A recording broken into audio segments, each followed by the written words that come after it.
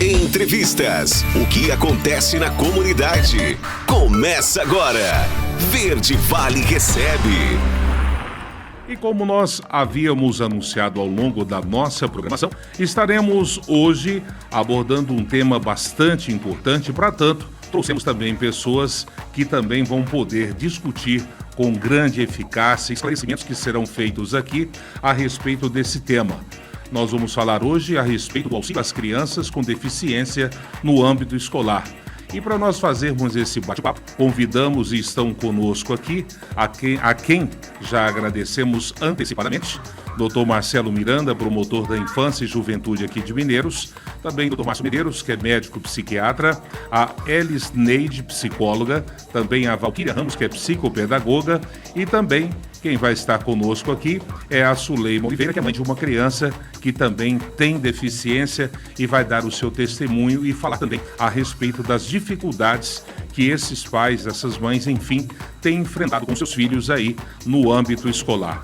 E você que está conosco a partir de agora, desde já, agradecemos a sua participação, a sua audiência conosco. Já disponibilizamos o nosso WhatsApp para que você também participe, faça a sua indagação, mande a sua pergunta para que nós possamos passá-la aos nossos entrevistados, para que eles possam também dirimir as dúvidas que possam surgir a partir deste programa. Então, a partir de agora, é anunciado a quem vai estar conosco aqui, quem serão os nossos entrevistados. Quero começar, então, conversando aqui com o Dr. Márcio, ele que é médico psiquiatra. Doutor Márcio, acho que é importante nós falarmos a respeito dessa questão. E quando a gente fala do autismo em si, o título acho que ele é muito mais abrangente dessas dificuldades que sofrem as crianças com esse transtorno do âmbito escolar. Tem vários outros, a gente vai tentar focar em todos eles, mas vamos falar principalmente do autismo. A gente tem observado, aliás, um crescimento muito grande, ou pelo menos uma detecção por parte das escolas, enfim, da parte dos médicos. Enfim, isso tem vindo à tona e às vezes tem assustado as pessoas, os pais, mas isso sempre existiu, sempre esteve aí. É importante a sua palavra nesse início de programa a respeito dessas dificuldades e o que vem ser o autismo, que tem causado tanto medo nos pais, tanto problema nas escolas. Boa noite, seja bem-vindo. Boa noite, Wesley. Boa noite a todos da mesa. Cumprimentar todos aqui presentes. Valquíria, Suleima, Elisneide, Dr. Marcelo, promotor. Aproveitar rapidamente para parabenizar a Vale por essa inovação nesse estúdio e algo que acrescenta muito a cidade mineira da nossa região. E falar primeiro do que é o autismo, né? Que é uma coisa que tem assustado. Não é para assustar, tá, gente? Mas os pais, quando tem um diagnóstico recente, realmente ficam muito assustados. Tem um mecanismo de negação da doença, né? Enfim. Mas eu percebo, desde a minha formatura, no início dos anos 2000, eu tenho percebido um aumento. A gente falar isso sempre existiu, mas a gente sabe que o autismo tem uma base genética, mas isso tem aumentado com o tempo. Então, hoje em dia tem uma estimativa da OMS de um nascimento de uma criança autista por cada 160 partos, mais ou menos uma criança nasce com autismo. Eu não via isso no início da minha formação médica, o tanto que tem aumentado. Então, ele é 90% genético, mas causas ambientais provavelmente devem estar contribuindo para o autismo. E o que é o autismo, né? O TEA, transtorno do espectro autista. A gente vê a coisa como um arco-íris, né? De intensidade maior para intensidade menor. É um transtorno do desenvolvimento. É um transtorno que aparece nas crianças e elas têm algumas dificuldades de desenvolvimento com aquela tríade básica, né? Uma dificuldade na comunicação, ou na socialização, ou nas inconstâncias de comportamentos repetitivos ou interesses restritos, né? Então são crianças que vão ter dificuldade com a socialização, dificuldade com o interpessoal, dificuldade com relacionamentos, dificuldade às vezes de aprender da forma, porque são crianças especiais que precisam de cuidados especiais. Mas não é para os pais desesperarem. Hoje em dia existem várias instituições, né, aqui a Valquíria do Núcleo de Inclusão, Protea, que dão palestra, dão assistência, né? E é uma coisa nova, né? É uma coisa nova no direito, é uma coisa nova, eu diria até na medicina, porque nós não tínhamos com essa intensidade, na psicologia, nas terapias de reabilitação. Eu diria que em nível em nível de aprendizado médico e de reabilitação, nós na verdade estamos aprendendo, porque é uma coisa nova. Na medicina, o vírus HIV surgiu nos anos 80, é uma coisa muito recente. O vírus Covid-19 surgiu em 2019, é uma coisa recente. Cirurgia bariátrica é uma coisa que tem 20 anos, 25 anos. A gente não sabe como é que vai ser esse comportamento na medicina daqui a 50 anos, 100 anos, 200 anos. Então, estamos engatinhando, estamos todos aprendendo, né? Cada dia tem uma lei nova, cada dia tem a Valquíria vai falar muito sobre isso, cada dia tem um conhecimento novo, um congresso mundial, um congresso brasileiro, um aprendizado novo, né? Saiu a CID-11 que mudou algumas coisas da CID-10, do DSM-5, classificações novas, então é um processo que a gente vai evoluindo junto com o fenômeno. Bom, também conosco aqui, como a gente já anunciou, a Elis Neide, que é psicóloga, né? Trabalha também, com certeza faz atendimento nesse âmbito. E o que você tem observado em termos de consultório? Você também atua e acompanha essa parte pública, os pais se deparam com essa nova realidade. Já era uma realidade que existia e que só hoje esses pais estão tomando consciência, ou muitos ainda não têm consciência. Como que você vê isso sob a sua ótica? Boa noite, seja bem-vinda. Boa noite, Wesley. Boa noite a todos aqui da mesa, boa noite aos ouvintes também da Rádio Verde Vale FM. Então, Wesley, eu sou psicóloga clínica e também psicóloga escolar, né, em Itaiaçá, né. O que eu observo, né, anda surgindo muita demanda de atendimento em relação ao autismo. Os pais, no primeiro momento, eles passam por alguns estágios até chegar ao diagnóstico. E um deles é a negação, né, em relação a isso. Então, antes, né, quando vai para a escola, a criança ela passa o maior momento aonde? Né? Em casa, com a família e também no contexto escolar. Então, alguns sinais e sintomas são observados também na escola. Né? Então, o primeiro passo, quando é observado esses sinais e sintomas, é chamada a família, né? Onde eu faço um acolhimento, converso com essa família, faço uma anamnese escolar. E diante disso, né, a gente observa em vários contextos. Observa a criança na sala de aula, observar a criança na hora do recreio, observar a criança na hora do lanche. Com esses dados, com esse relato, a anamnese feita com a família e também esse relato no contexto escolar, né, quando há necessidade, a gente caminha para avaliação, né, com neuropediatra, com psiquiatra, com equipe multiprofissional, né. E a gente sabe que a criança com autismo, quando é diagnosticada com autismo, né, tem que ser trabalhada a habilidade social, né? E também tem que ser trabalhada no contexto escolar também, né? Que é muito importante. Até eu falo muito em relação ao brincar, né? Na interação social no contexto escola, né? A criança, a gente trabalha muito a inclusão, né? O que é inclusão? Incluir aquela criança no contexto escolar, em relação à dinâmica escolar, em relação às atividades propostas, em relação à brincadeira. Então, tem algumas crianças, né, na maioria da ITEA, tem essa dificuldade em relação ao brincar em relação a outra criança. Então, a orientação que a gente faz no contexto escolar enquanto psicóloga tem que ser gradativa, né? Não pode obrigar a criança a brincar com o outro, porque ela não desenvolveu ainda essa habilidade social, né? Uma das técnicas que a gente usa bastante é em relação ao parelhamento e em relação ao brincar. Primeira coisa, qual que é o nível que a criança está em relação à brincadeira? Né? Tem criança que está a nível de som, né? Às vezes quando pega um objeto, alguma coisa diferente, caixinha de som, pega a caixinha de som, põe o ouvido próximo, então ela está nesse nível de som. Às vezes ela está no nível de ver o brinquedo, né? E pegar, às vezes vira o carrinho de uma forma diferente, começa a fazer rodinhas, né? É um modo diferente da brincadeira também em relação a isso que a gente vê. Ou então, que nível que essa criança está em relação a essa brincadeira, né? Não, ela pega o brinquedo e começa a brincar no ar, né? Então ela vê, ela pega o brinquedo, né? E a gente tem percepção também dessa criança. Diante disso, diante de essa avaliação, a gente vai para o contexto, que seria o quê? Em relação ao brincar, em relação ao outro. Então, primeiramente, a criança dá um brinquedo para ela de alta magnitude. Com esse brinquedo, né, que a criança está, né, o cuidador, ou o professor de apoio que está ao lado, ou o professor regente, pega um outro brinquedo e começa a brincar também com ele. Em nenhum momento vai pegar o brinquedo na mão da criança, muito pelo contrário, né, vai brincar paralelo à criança, mas emitindo sons, né, para que tenha uma alta magnitude em relação ao desejo da criança querer brincar. Então, são etapas que são feitas.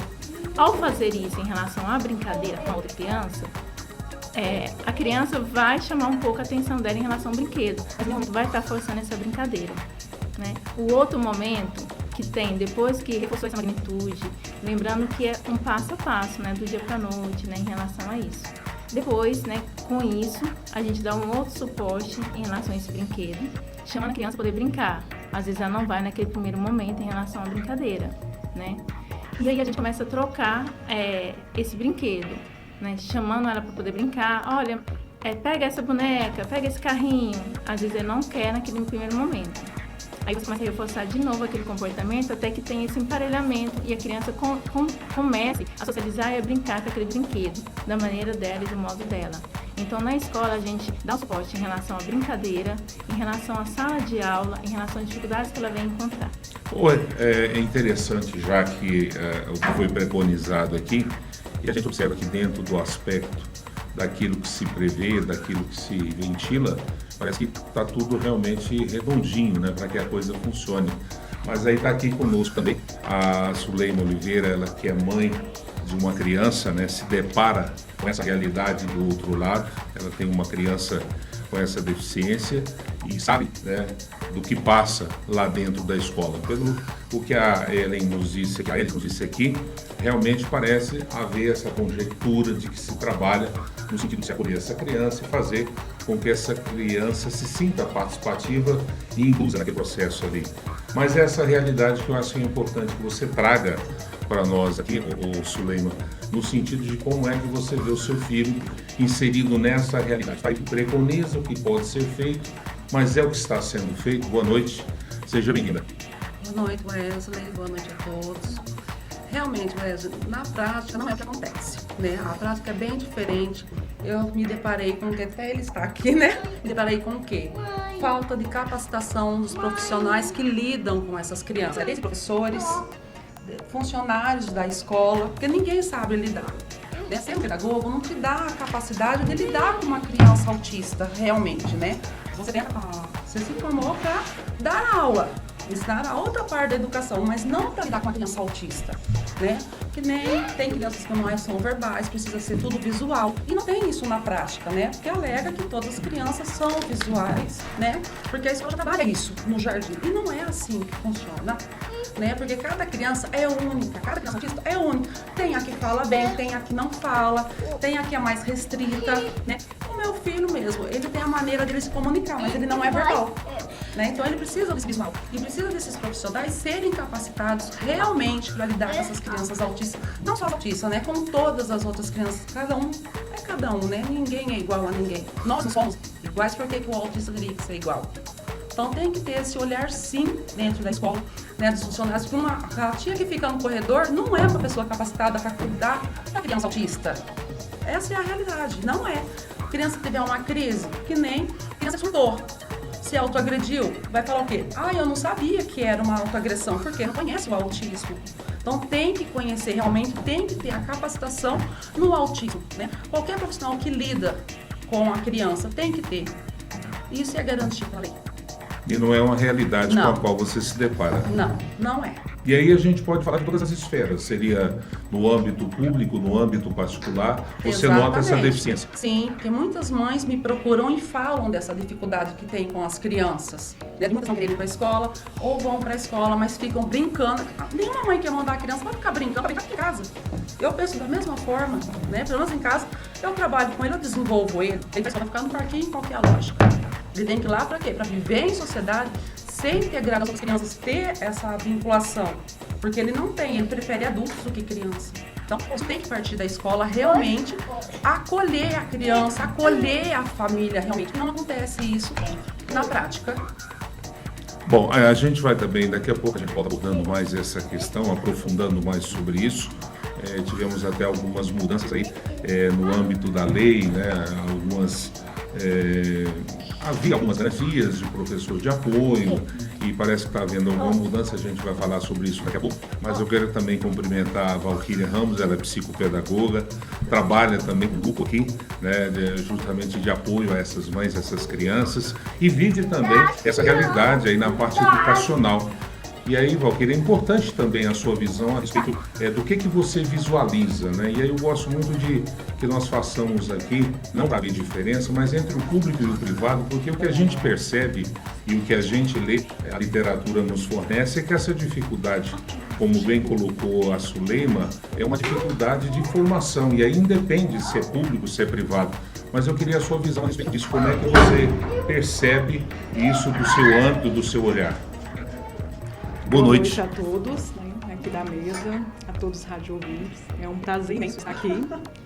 A primeira coisa que nós temos que entender o que é incluir. Incluir não é só matricular.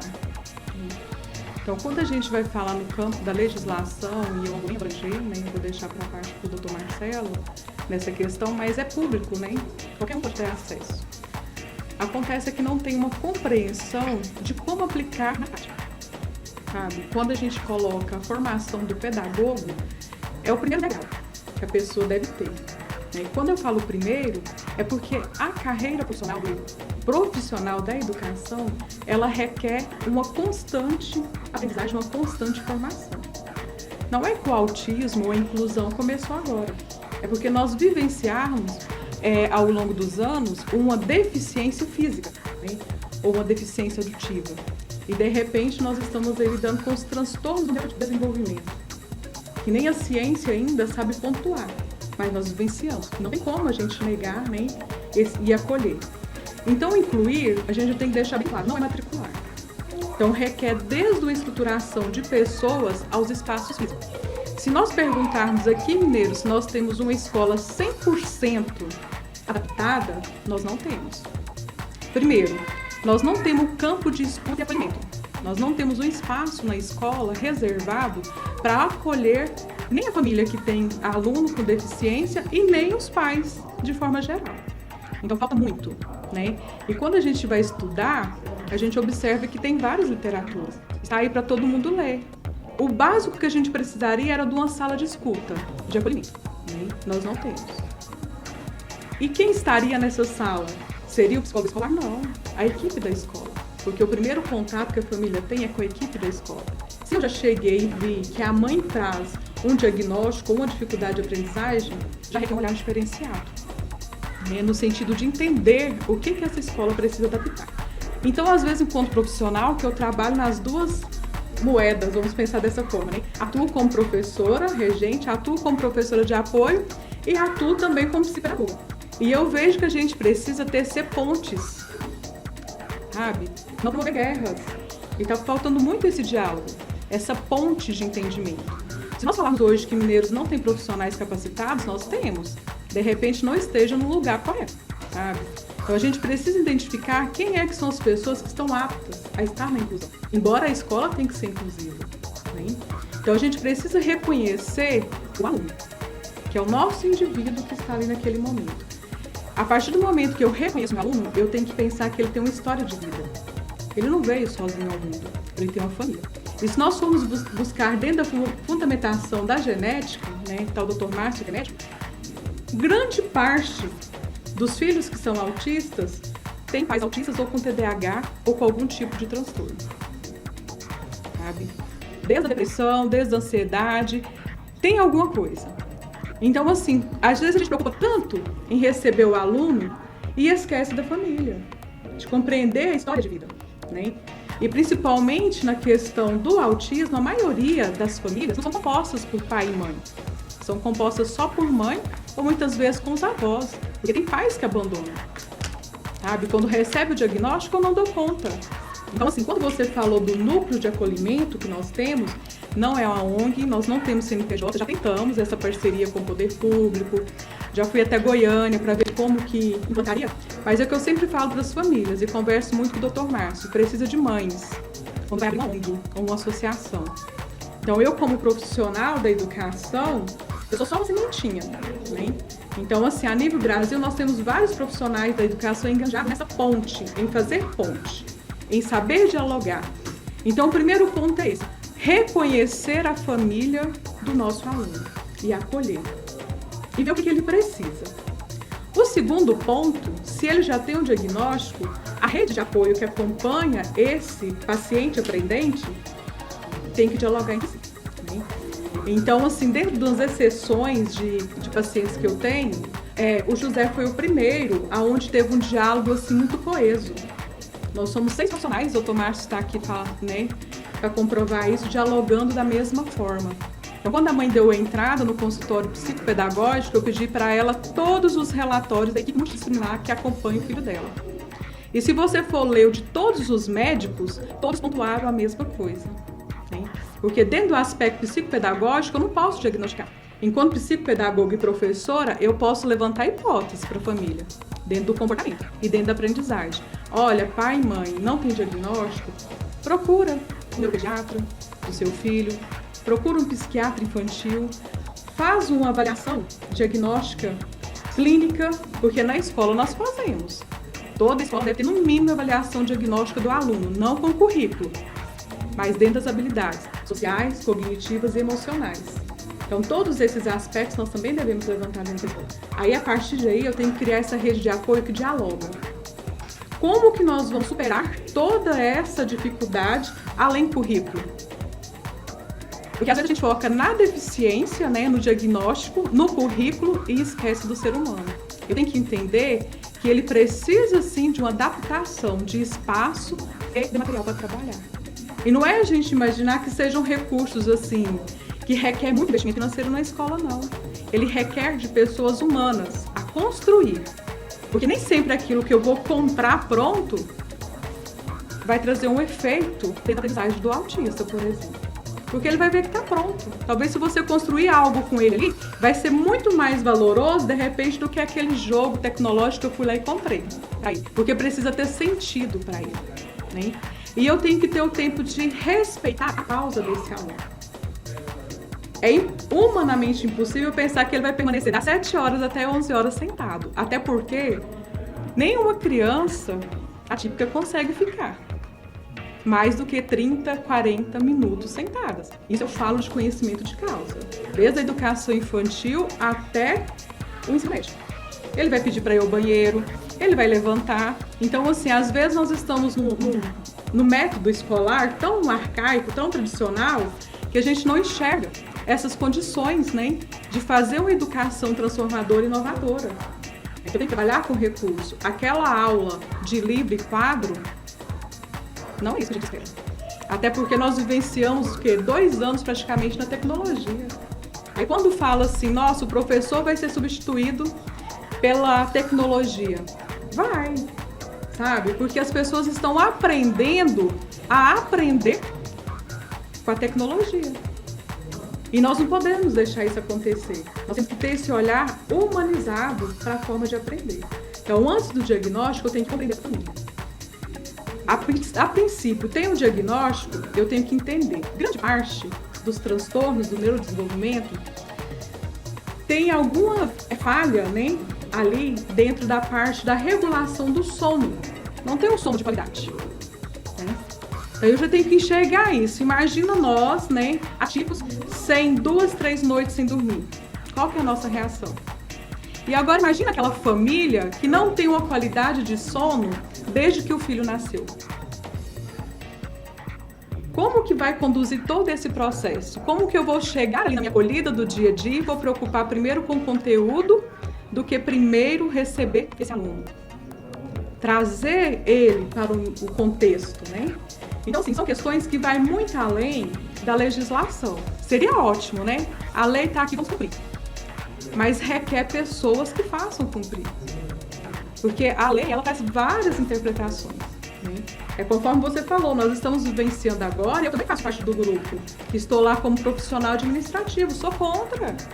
Porque eu sou pedagoga, sou psicopedagoga, tenho vários cursos, né, na área da inclusão, sou tão quanto importante do que o professor regente. Porque a adaptação não é só para os alunos que você acompanha, a adaptação é para a escola. Porque eu tenho que preparar o aluno para conviver na escola, não é só na sala que eu estou. Aí, às vezes, as pessoas não entendem o movimento. Porque o professor não está ali ministrando a aula, ele não ministra o conteúdo, ele tem que ser apoio administrativo. Não, gente. O nosso trabalho vai além do currículo. Nós temos que atender família, tem que atender o colega de trabalho, mostrar para ele, olha, se o aluno sair, dá uma olhadinha, direciona ele, a gente tem que tornar independente, mas tem um olhar diferenciado. Então, assim, a gente trabalha como ponte o tempo inteiro ali.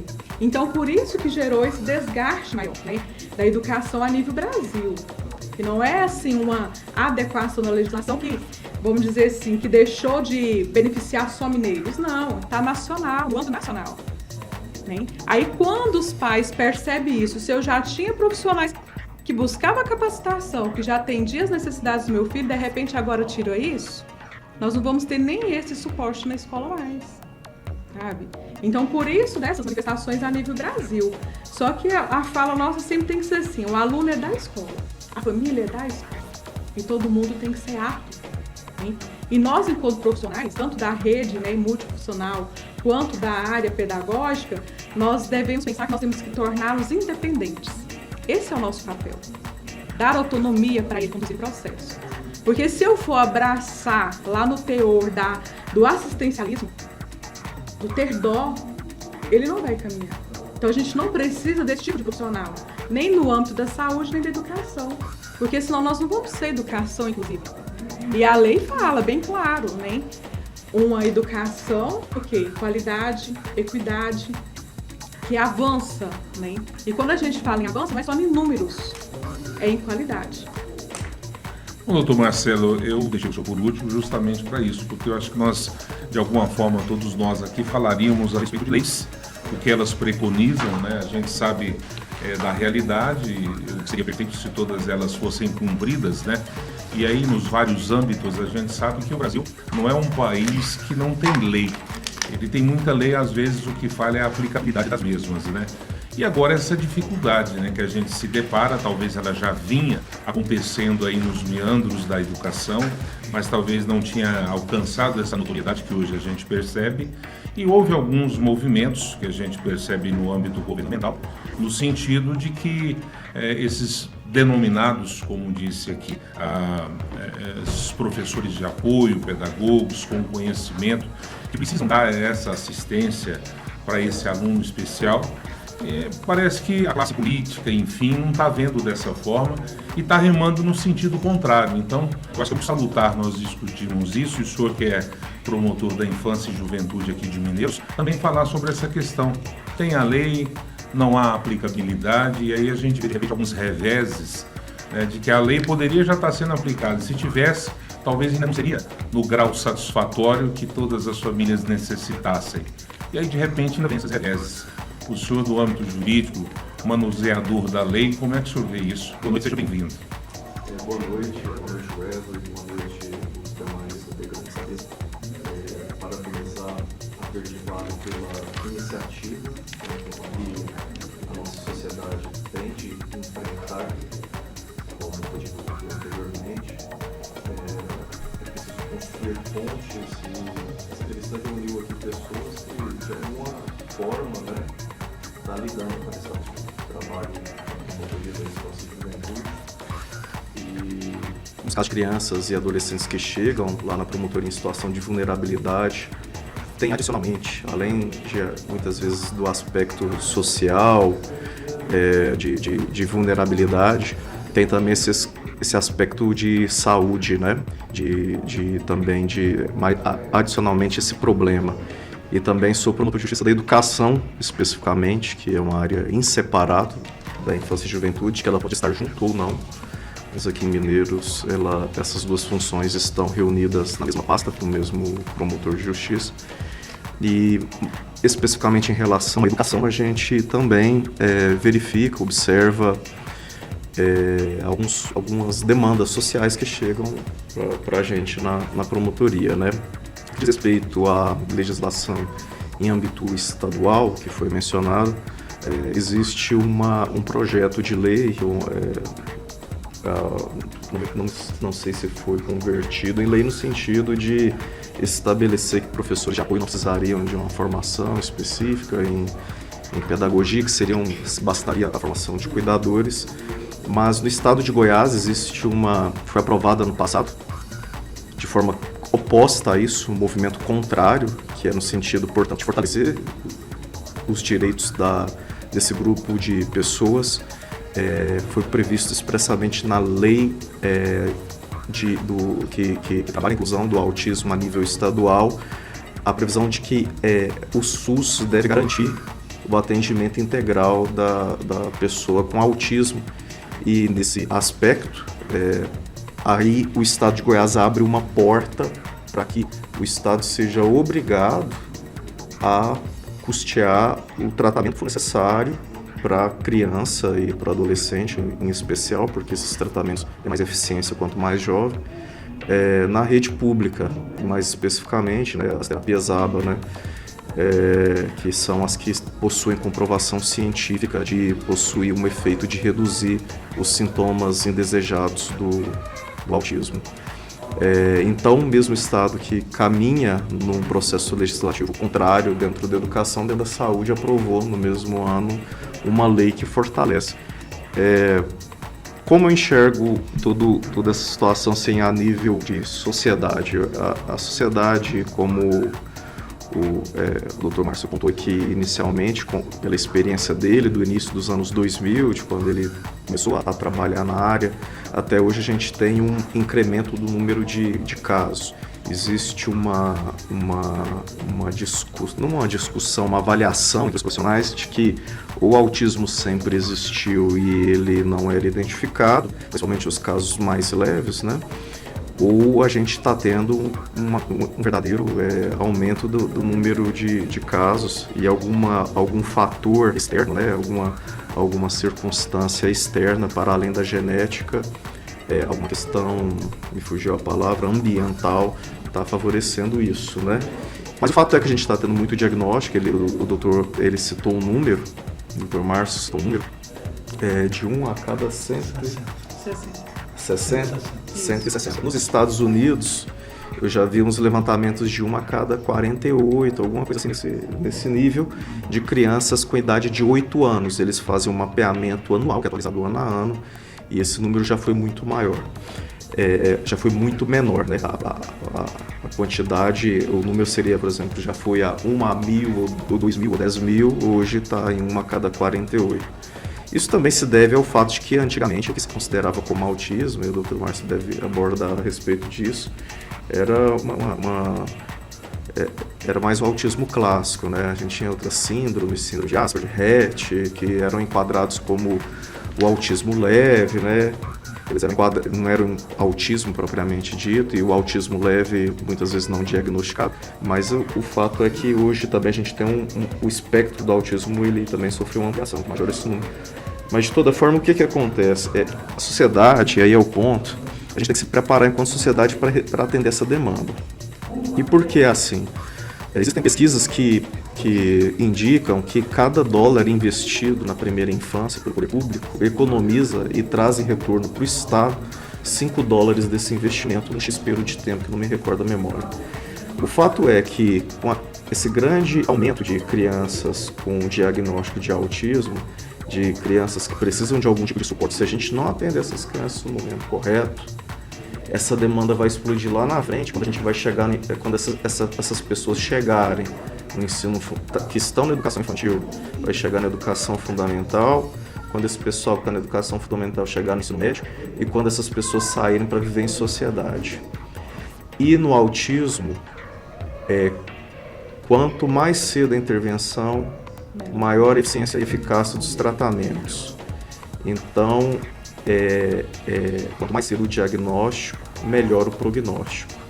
Isso significa dizer que quanto mais tempo a gente perder no sentido de agir, mais impactante vai ser a consequência lá na frente, porque a gente está tendo uma comunidade, um grupo de pessoas com esse tipo com esse diagnóstico, com o autismo, e se não houver intervenção do poder público e também de nós enquanto sociedade, se não nos organizarmos para atender essa demanda, nós temos faculdade de psicologia aqui em Mineiros, porque a gente não tem formação de profissionais em número suficiente, né? A gente tem uma demanda crescente por profissionais nessa área, então eu acredito que vai haver um atendimento dessa demanda, inclusive porque até no ramo da psicologia, da fonoaudiologia, é bem remunerado, inclusive. Então é preciso atender essa demanda, porque lá na frente o problema vai acontecer. O autista que tem hoje a janela de oportunidade de ter direito a um tratamento que amanhã vai dar para ele independência, se ele não aproveitar essa janela de oportunidade, que dura 2, 3, 4, 5 anos, amanhã vai ser um adulto que vai viver 60, 70 anos precisando de apoio, precisando de suporte. E quem vai pagar esse suporte, quem que vai ser? Vai ser o Estado. Muitas vezes vai ser o Estado. Se ele não é uma pessoa que possui condições financeiras, quem vai custear vai ser o Estado. Então vai ser um adulto que vai dar custo para o Estado 60, 70 anos. E se você faz um investimento nele em 3, 4 anos, 5 anos de terapia, você vai evitar 70 anos dele dando custo de despesa do Estado do SUS. Então é uma economia tremenda. O Estado ele tem que investir nisso. A nossa Constituição Federal e o ECA estabelece expressamente que a criança e o adolescente eles têm que ser tratados pelo Estado, pela sociedade com absoluta prioridade, inclusive na definição de políticas públicas. Então isso, na minha avaliação, é um tema sensível, muito importante. A sociedade tem várias demandas, Wesley. A gente tem demandas ambientais, nós temos demandas da assistência social, temos demandas de saúde, nós temos demandas de segurança pública, mas pensando em termos de investimento e de economia para o futuro e também por ser a oportunidade que a gente tem de intervir positivamente na vida dessas pessoas que estão aí hoje nessa situação, é preciso investir e intervir o quanto antes. E a sociedade como um todo será beneficiada desse investimento o quanto mais precoce acontecer.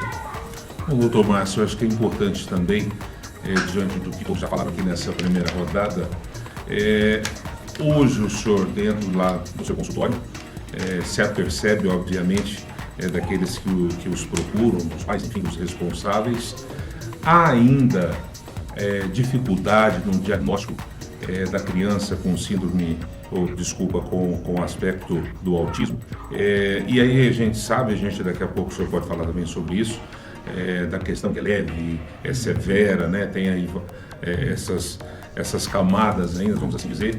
Mas os pais, vamos dizer, aqueles que estão de alguma forma alijados de todo o processo, estão ali à margem, ainda há por parte desses pais, talvez a gente pode dizer isso, que eles não percebem, não sabem que tem uma criança com esse problema, enfim, acha que pode ser uma outra coisa, porque de repente não tem acesso à saúde, ao diagnóstico. Temos números mascarados ainda, doutor Márcio? Muitos. Wesley, eu gostei que o doutor Marcelo falou que ele citou estatística americana, né? Europa e Estados Unidos faz muito mais ciência do que nós. Esses dados podem até ser mais fidedignos, né? Porque no Brasil nós temos subnotificação. Às vezes tem autista andando por aí, tem uma vida que ninguém sabe o que é, porque existe o autismo da vida adulta também, não é só o autismo criança. Quando a gente fala em TDAH, quando a gente fala em criança, em autismo, a gente sempre pensa uma criancinha meio agitada, né? Que vive o mundinho dele, e essa imagem estereotipada, mas o leque, o espectro... A criança cresce, né? A criança cresce. Muitos autistas estão no meio de nós e às vezes passa imperceptível. Então o número é muito mais maximizado na realidade do que o né? Existem vários tipos de autismos, né? Tem autismos de alto funcionamento, né? Que tem um QI elevado, até superdotado, e a sociedade vai abraçar, não vai perceber aquilo, né? Mas é um transtorno de desenvolvimento. A série The Good Doctor é um médico, né? É um grande exemplo disso que eu estou falando.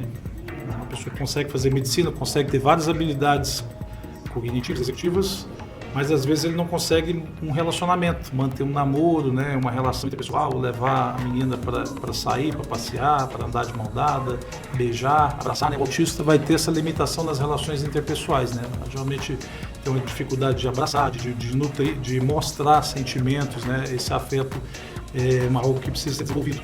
Então existem autistas, o espectro, a linguagem espectro, ela fala exatamente nisso. É como se fosse um arco-íris, de mais grave, de um nível para outro nível, né? Você tem vários tipos de TEAs, né? De transtorno do espectro autista. Tem com deficiência intelectual, outros transtornos de neurodesenvolvimento, transtorno de comunicação, transtornos de linguagem, transtornos motores. E tem o TEA, que é o transtorno do espectro autista. Dentro do espectro autista, você tem outro nicho, outro espectro, né? De nível de mais gravidade para menor gravidade. Houve uma mudança nos sistemas de classificação, né? Eu sou médico que eu não gosto muito de sistemas de classificação, mas existe aí ajuda em laudos, ajuda no aspecto legal, né? E ajuda a estratificar.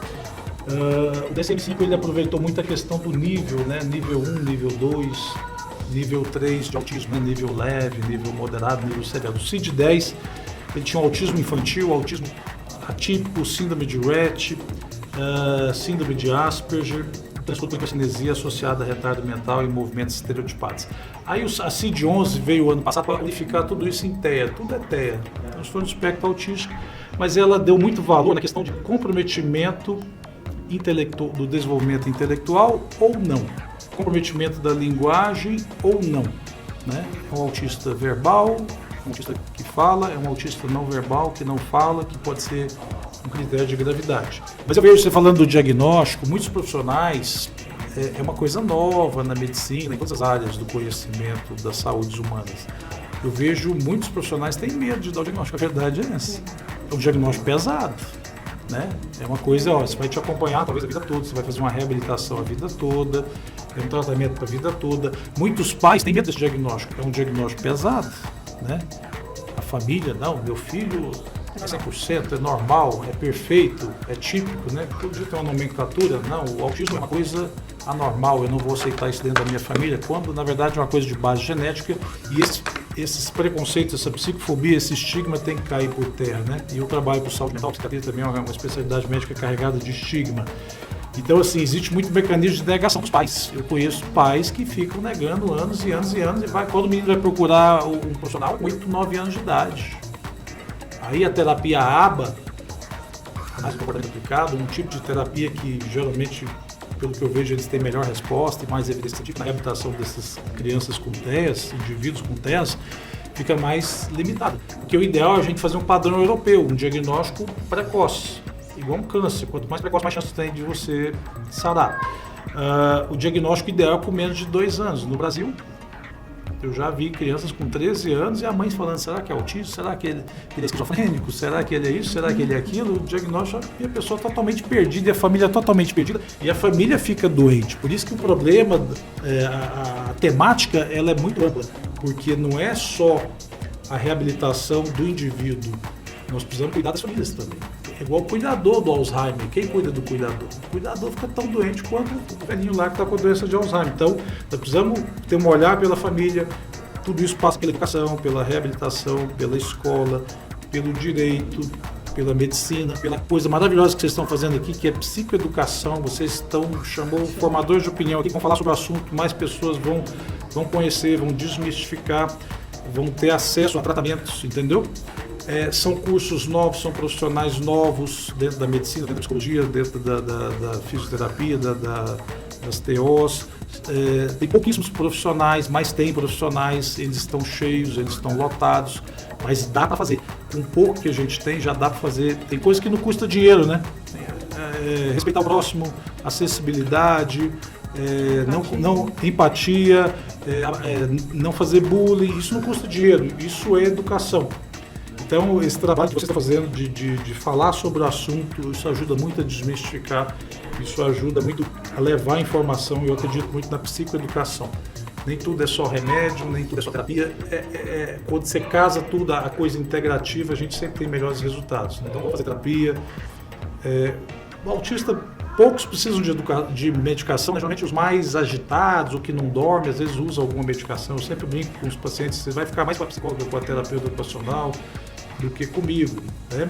Mas é importante ver esse caráter multidisciplinar do fenômeno, é importante a garantia de direitos, nós estamos engatinhando nessa questão de direitos, muito embora eu veja alguns avanços, a gente tem que reconhecer avanços, porque tanto o poder público também, todos nós éramos muito ignorantes nisso, não vou muito longe, há 6 anos atrás, 7 anos atrás, era uma coisa que as pessoas, ninguém sabia disso, né? Hoje tem muito mais assunto, debates sobre isso, filmes sobre isso, né? Então, assim, o autismo precisa desenvolver em todas as áreas, a sociedade precisa abraçar o autismo. No mês de abril a gente comemora o dia da causa autística, mas não existe um dia, né? É importante falar sobre isso, é igual o Setembro Amarelo na minha área da psiquiatria, falar sobre suicídio. A gente vai falar sobre psicoeducação nos 365 dias do ano, porque todo dia eu vejo o pessoal da luta do autismo aí, que vivem muito mais isso que eu, cada um é uma pecinha de uma engrenagem, mas eu vejo cada dia a luta de um é uma vitória diária, né? Uma batalha, e a guerra parece que nunca acaba, porque a sociedade precisa abraçar isso. Se a sociedade não abraçar, eu acho que a gente não vai fluir. E educação é uma coisa que tem muita resistência a mudanças, tá? Metodologias, e a gente precisa abrir a cabeça para isso. Aberto a novas metodologias, o que está dando certo, o que é científico, o que não funciona, o que funciona. Mas, assim, os próprios sistemas de classificação, DSM, CID-10, né, o Código Internacional de Doenças 10, o 11, o 2022, eles têm evoluído nesse sentido de classificar melhor. O tratamento tem tido uma evolução interessante também. Eu destaco a terapia ABA, né, que é um tipo de terapia que eu acho que toda mãe que tem uma criança com TEA invista nesse tipo de terapia. Porque não é só a terapia ABA, tem mais coisas para fazer. Mas se for fazer uma coisa só, faz ABA. Já vai estar acertando mais perto ali do centro do alvo, né? Então, assim, é muito complexo o tema, Wesley, por isso que eu agradeço a Verde Vale, a iniciativa de você de falar sobre isso, porque você vai falar e ainda vai gerar muitas dúvidas,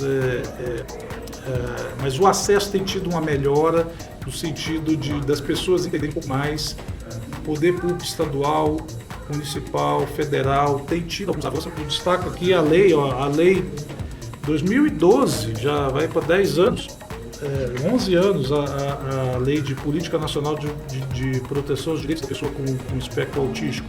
Depois, em 2015, teve uma lei mais ampla aí do Estatuto da Pessoa com Deficiência, e o autismo ele equipara a esse Estatuto da Pessoa com Deficiência. E depois tivemos a lei da carteirinha do autismo, de identificação. O ano passado, ano retrasado, tivemos a lei do acompanhamento integral para educandos com dislexia e TDAH, né? São transtornos do neurodesenvolvimento também, não é só autismo, tá? O TDAH, 5% das pessoas têm TDAH. No Brasil, a estatística é maior e ela é subdiagnosticada, porque tem esse ditado, né? O brasileiro deixa tudo uma hora, procrastina. O TDAH, assim como o autista, não é só criança, tá, gente? Também existem vários adultos autistas com alta performance, com dificuldades cognitivas, executivas ou não, por aí, que não foram diagnosticados, que não tiveram a sorte de nascer numa época que se falava mais sobre esse transtorno. Então nós vamos falar, vamos tentar recuperar esse tempo perdido, mas eu vejo tudo como uma engrenagem. Eu vejo aqui a Valquíria, que tem esse núcleo de inclusão, falar sobre inclusão. Há 7, 8 anos atrás você não ouvia falar sobre isso, você não ouvia. Agora inclusão, a pessoa falava inclusão, a pessoa já olhava você com... Ele está querendo aparecer, está querendo agitar. Não, hoje em dia inclusão é acessibilidade. Inclusão não é só na educação, é um conceito muito mais amplo, né, de trazer todos ali para aquele espaço, né? Existe até um debate, vamos criar escolas especiais para autismo ou vamos fazer as nossas escolas tradicionais adaptarem para que essas crianças não se sintam excluídas, que elas se sintam incluídas, né, que possam reabilitar, recuperar a sua aprendizagem no tempo delas, né, no direito delas, no nível delas, na velocidade delas. Então o tema é muito amplo, a gente não quer beirar polêmicas, a gente quer esclarecer coisas, né, combater estigmas, combater psicofobia, promover inclusão. E eu acho que a gente tem que ter humildade de saber que nós estamos engatinhando nesse tema, mas eu reconheço que temos alguns sinais de melhora nas escolas, né? Não tinha nada, hoje já tem alguma coisa, mas não é o ideal. Aquela mulher que fica lá olhando seu filho, é uma funcionária lá, ela era porteira e a escola colocou ela lá como acompanhante terapêutico ou uma pessoa para vigiar seu filho lá. Não é isso. Nós precisamos de um pedagogo lá, uma pessoa que tem uma formação científica, entendeu? Precisamos melhorar, qualificar. E existem profissionais para isso. Olha quantas mulheres aí de 18, 19 anos estão fazendo pedagogia, estão fazendo psicologia, estão estudando, estão se capacitando, estão se especializando. Então a rede de apoio, ela já é grande, a gente precisa usar mecanismos para fazer isso ter um pragmatismo melhor, isso fluir melhor, né? Eu vejo boa vontade, mas eu acho que tudo é um processo, tá? E a gente tem que reconhecer esse estágio histórico que a gente está vivendo. Bom, eu acho que é importante também, Sr. Leibão, mais uma vez, ouvir a sua visão de mãe, porque assim, o que a gente tem observado, e foi dito aqui pelos nossos entrevistados também, é com relação a um problema que existia, né? Havia essa dificuldade em diagnosticar, ou às vezes, foi mencionado aqui pelo Dr. Márcio, essa questão de às vezes até a vergonha da família de assumir, né, que tinha um filho especial, qualquer que fosse ele. Eu me lembro aqui, vou tocar num ponto que talvez seja também polêmico, porque às vezes essa vergonha, vamos pôr entre aspas, da família, ela se traduzia quando a família tinha uma criança com a síndrome de Down, que era né, bem específico, não havia como esconder pelos traços físicos, né? E aí começaram a surgir essas dificuldades, né? É o TDAH, é o bipolar, é o hiperativo, e aí por fim, que também já existia, a gente sabe que já são doenças que existiam aí, que é essa questão aí do autismo. E aqui, eu acho que o Dr. Marcelo também foi muito feliz em colocar, a criança um dia é jovem, outro dia é adolescente e é adulto. Né? Isso não vai abandonar. Às vezes às vezes as pessoas acreditam, né? E aí eu não falo que às vezes é pela falta de conhecimento propriamente dito, o Dr. Márcio está falando, a gente está caminhando, mas às vezes as pessoas têm essa ilusão, não, isso é só na infância, né? É aquele negócio do menino peralta, do menino custoso, né? Não, mas essa fase vai passar, né? E não é bem isso. Hoje a gente aprofunda, tem estudos, né? E aí a gente vê hoje essa coisa que era uma coisa só, vamos assim dizer, e hoje a gente está vendo que existe vários núcleos dentro desse tudo. E aí você, como acho que é importante também você falar sobre essa realidade que você se depara todos os dias, né? Você está com a sua criança aqui, que é um autista, e a gente vê a habilidade que você tem para lidar com ele. Aqui já foi tocado aqui também sobre essa questão dos vários graus que tem. Então você tem uma dificuldade em casa, você precisa socializá-lo, a família precisa se incluir também nesse processo. E aí quando você chega na escola, daqui a pouquinho eu vou falar das participações aqui, já são inúmeras, né? Acho que inúmeras mães já estão aqui se identificando, né, com o que nós estamos falando aqui. Mas aí você se depara com todas essas dificuldades que foram relatadas aqui, também isso é o processo. E aí, como é que a mãe, como é que você se depara com o núcleo escolar, com a sociedade, que vê o seu filho de uma forma diferente, como é que lidar com tudo isso e se preocupar com a evolução dele? Que nem falou, o autista cresce. Eu cresci, eu também sou autista, né? Então crescemos, né? O José é o meu terceiro filho autista. Então é uma família de 4 autistas. Então tem a genética mesmo, né? Genética, né? Então, os meus outros 2, eu não tive tantos problemas, eu venho de outro estado, né? Eu fui deparar com essas dificuldades aqui no estado de Goiás, né? Estou aqui há 3 anos e meio em Mineiros. A sociedade não abraça. Para socializar é complicado. Eu tenho que prepará-lo tudo com antecedência o que vai ser feito. Eu também tenho que me preparar para tudo, porque senão não funciona, né? Eu tinha me preparado para a entrevista ser na rádio, não aqui nesse estúdio. Então, quando eu fiquei sabendo hoje que era aqui, eu falei, Paulo, tô passando mal. Porque isso é um fato, viu? Ela conversava comigo todos os dias, tem uns 10 dias que a gente está preparando esse programa, né? E ela quer saber dos detalhes, né? Onde vai ser, como vai ser, quem que vai, né? E eu não estava entendendo esses pormenores, ela necessitava disso, mas está aí a explicação. Isso é a previsibilidade que o autista necessita, entendeu? Para não passar mal. Que nem o outro mocinho, acho que ele me viu lá fora, eu agoniada lá fora, né? A hora que eu vi ele arrumando aqui, eu descobri que ia ser totalmente diferente do que eu tinha planejado na minha cabeça, né? Mas tudo bem. Da rotina, né? É rotina, gera uma rotina, tem que ter a previsibilidade, tem que saber o que vai acontecer, vai parar tanto, como ia ser, onde que ia ser, né? Pegava tanto no pé, né? Por causa que eu tinha que preparar psicologicamente também para isso, né? Sim. Não só o meu filho, né? Então, para mim lidar com o meu filho é bem mais fácil, né? Porque eu já lidei com mais outros 2, né? E eu estudo muito para lidar com isso, para fazer ele ser independente, mas porque eu sei que eu não vou estar aqui para sempre. Ele tem que ser independente, como hoje. É só eu e ele. Esse eu é o não grande tenho medo, apoio. né? Ah? Esse É o grande medo. Que eu ainda brinco, que eu faço umas propostas indecentes para as pessoas, né? Que se eu faltasse cuida do meu filho para mim, né? Porque não tem com quem contar. Né? É só eu e ele aqui na cidade. Então, as pessoas gostam muito de julgar. Então, às vezes eu preciso ir em algum lugar com meu filho, eu preparo ele. Só que o ambiente, quando eu chego, tem mais pessoas, tem ruídos, né? Quando ele ouve muito mais do que a gente ouve, né? Então, isso causa que as pessoas olham, julgam, é falta de educação. A mãe precisa bater, deixa não bater, educa. Uhum. E eu penso dessa É forma. o tal do menino custoso. Não, bater não educa. Meu filho eu não bato, eu não grito, eu não coloco de castigo. E não admito que ninguém faça isso. Porque isso vai causar trauma na criança. Não vai fazer a criança evoluir, desenvolver, pelo contrário. Vai fazer o que? A criança ter medo. E medo não é respeito. Então a criança tem que aprender a respeitar o meio que vive, né? Então eu me deparo com muito isso, dos outros julgarem, né? Julgamento, até mesmo na escola, muito julgamento, né? Que eu acabei até tendo crise, coisa que eu não tinha muitos anos, do jeito que eu fui tratada. Eu não fui respeitada, sabe? Então é uma situação difícil a gente viver, porque a sociedade não sabe, não está preparada para lidar. Mas não parece. O autismo não parece mesmo. Eu sou autista e ninguém fala o que é. Até eu começar a falar que eu sou autista, né? Que ainda vem as conversinhas, mas será que é? Mas só porque é modinha, só para se aparecer? Quem quer ser autista para se aparecer? Só quem é autista, né? Que no Dr. Márcio que trabalha, que lida. O Dr. Márcio me acompanha há 3 anos, né? Que eu faço os meus filhos. Então, eu sou muito ansiosa, sabe? Tenho medo, tenho meus pânicos. Então, não é fácil. E ainda lidar com uma criança autista severa, nível 3, não verbal, é mais difícil ainda mais sozinho. Só que agradecer a equipe Ultra que acompanha. Meu filho é uma equipe maravilhosa, só tenho a agradecer. Até eu estar com ele faz parte da equipe, né?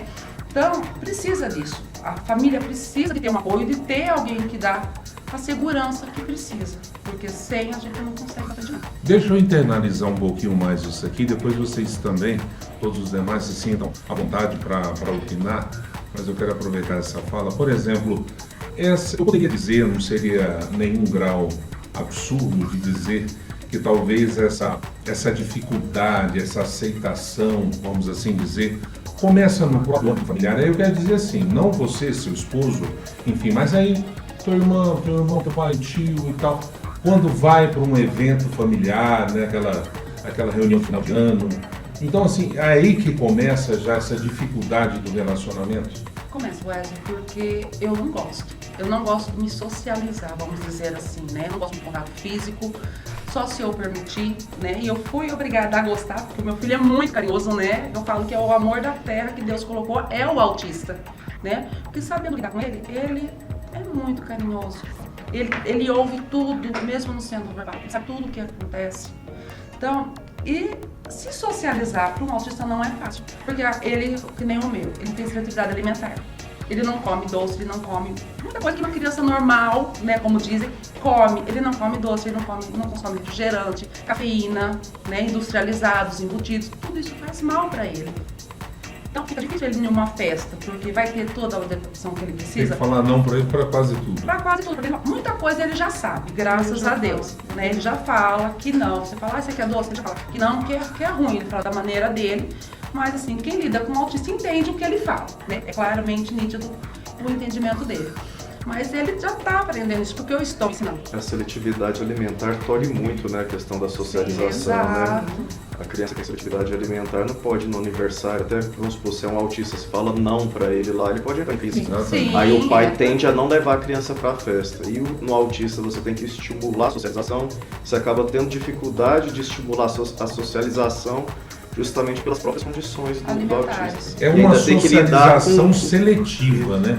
Porque você tem que ver o núcleo que você vai frequentar para tentar essa socialização e não provocar o revés. Tem julgamento de pessoas que falam assim, olha, o fulano tem um filho que é autista, mas ele tem vergonha, ele esconde o filho. Ele não leva nos lugares, sabe? Muitas vezes não é vergonha. Talvez tá é porque não tem condições de levar.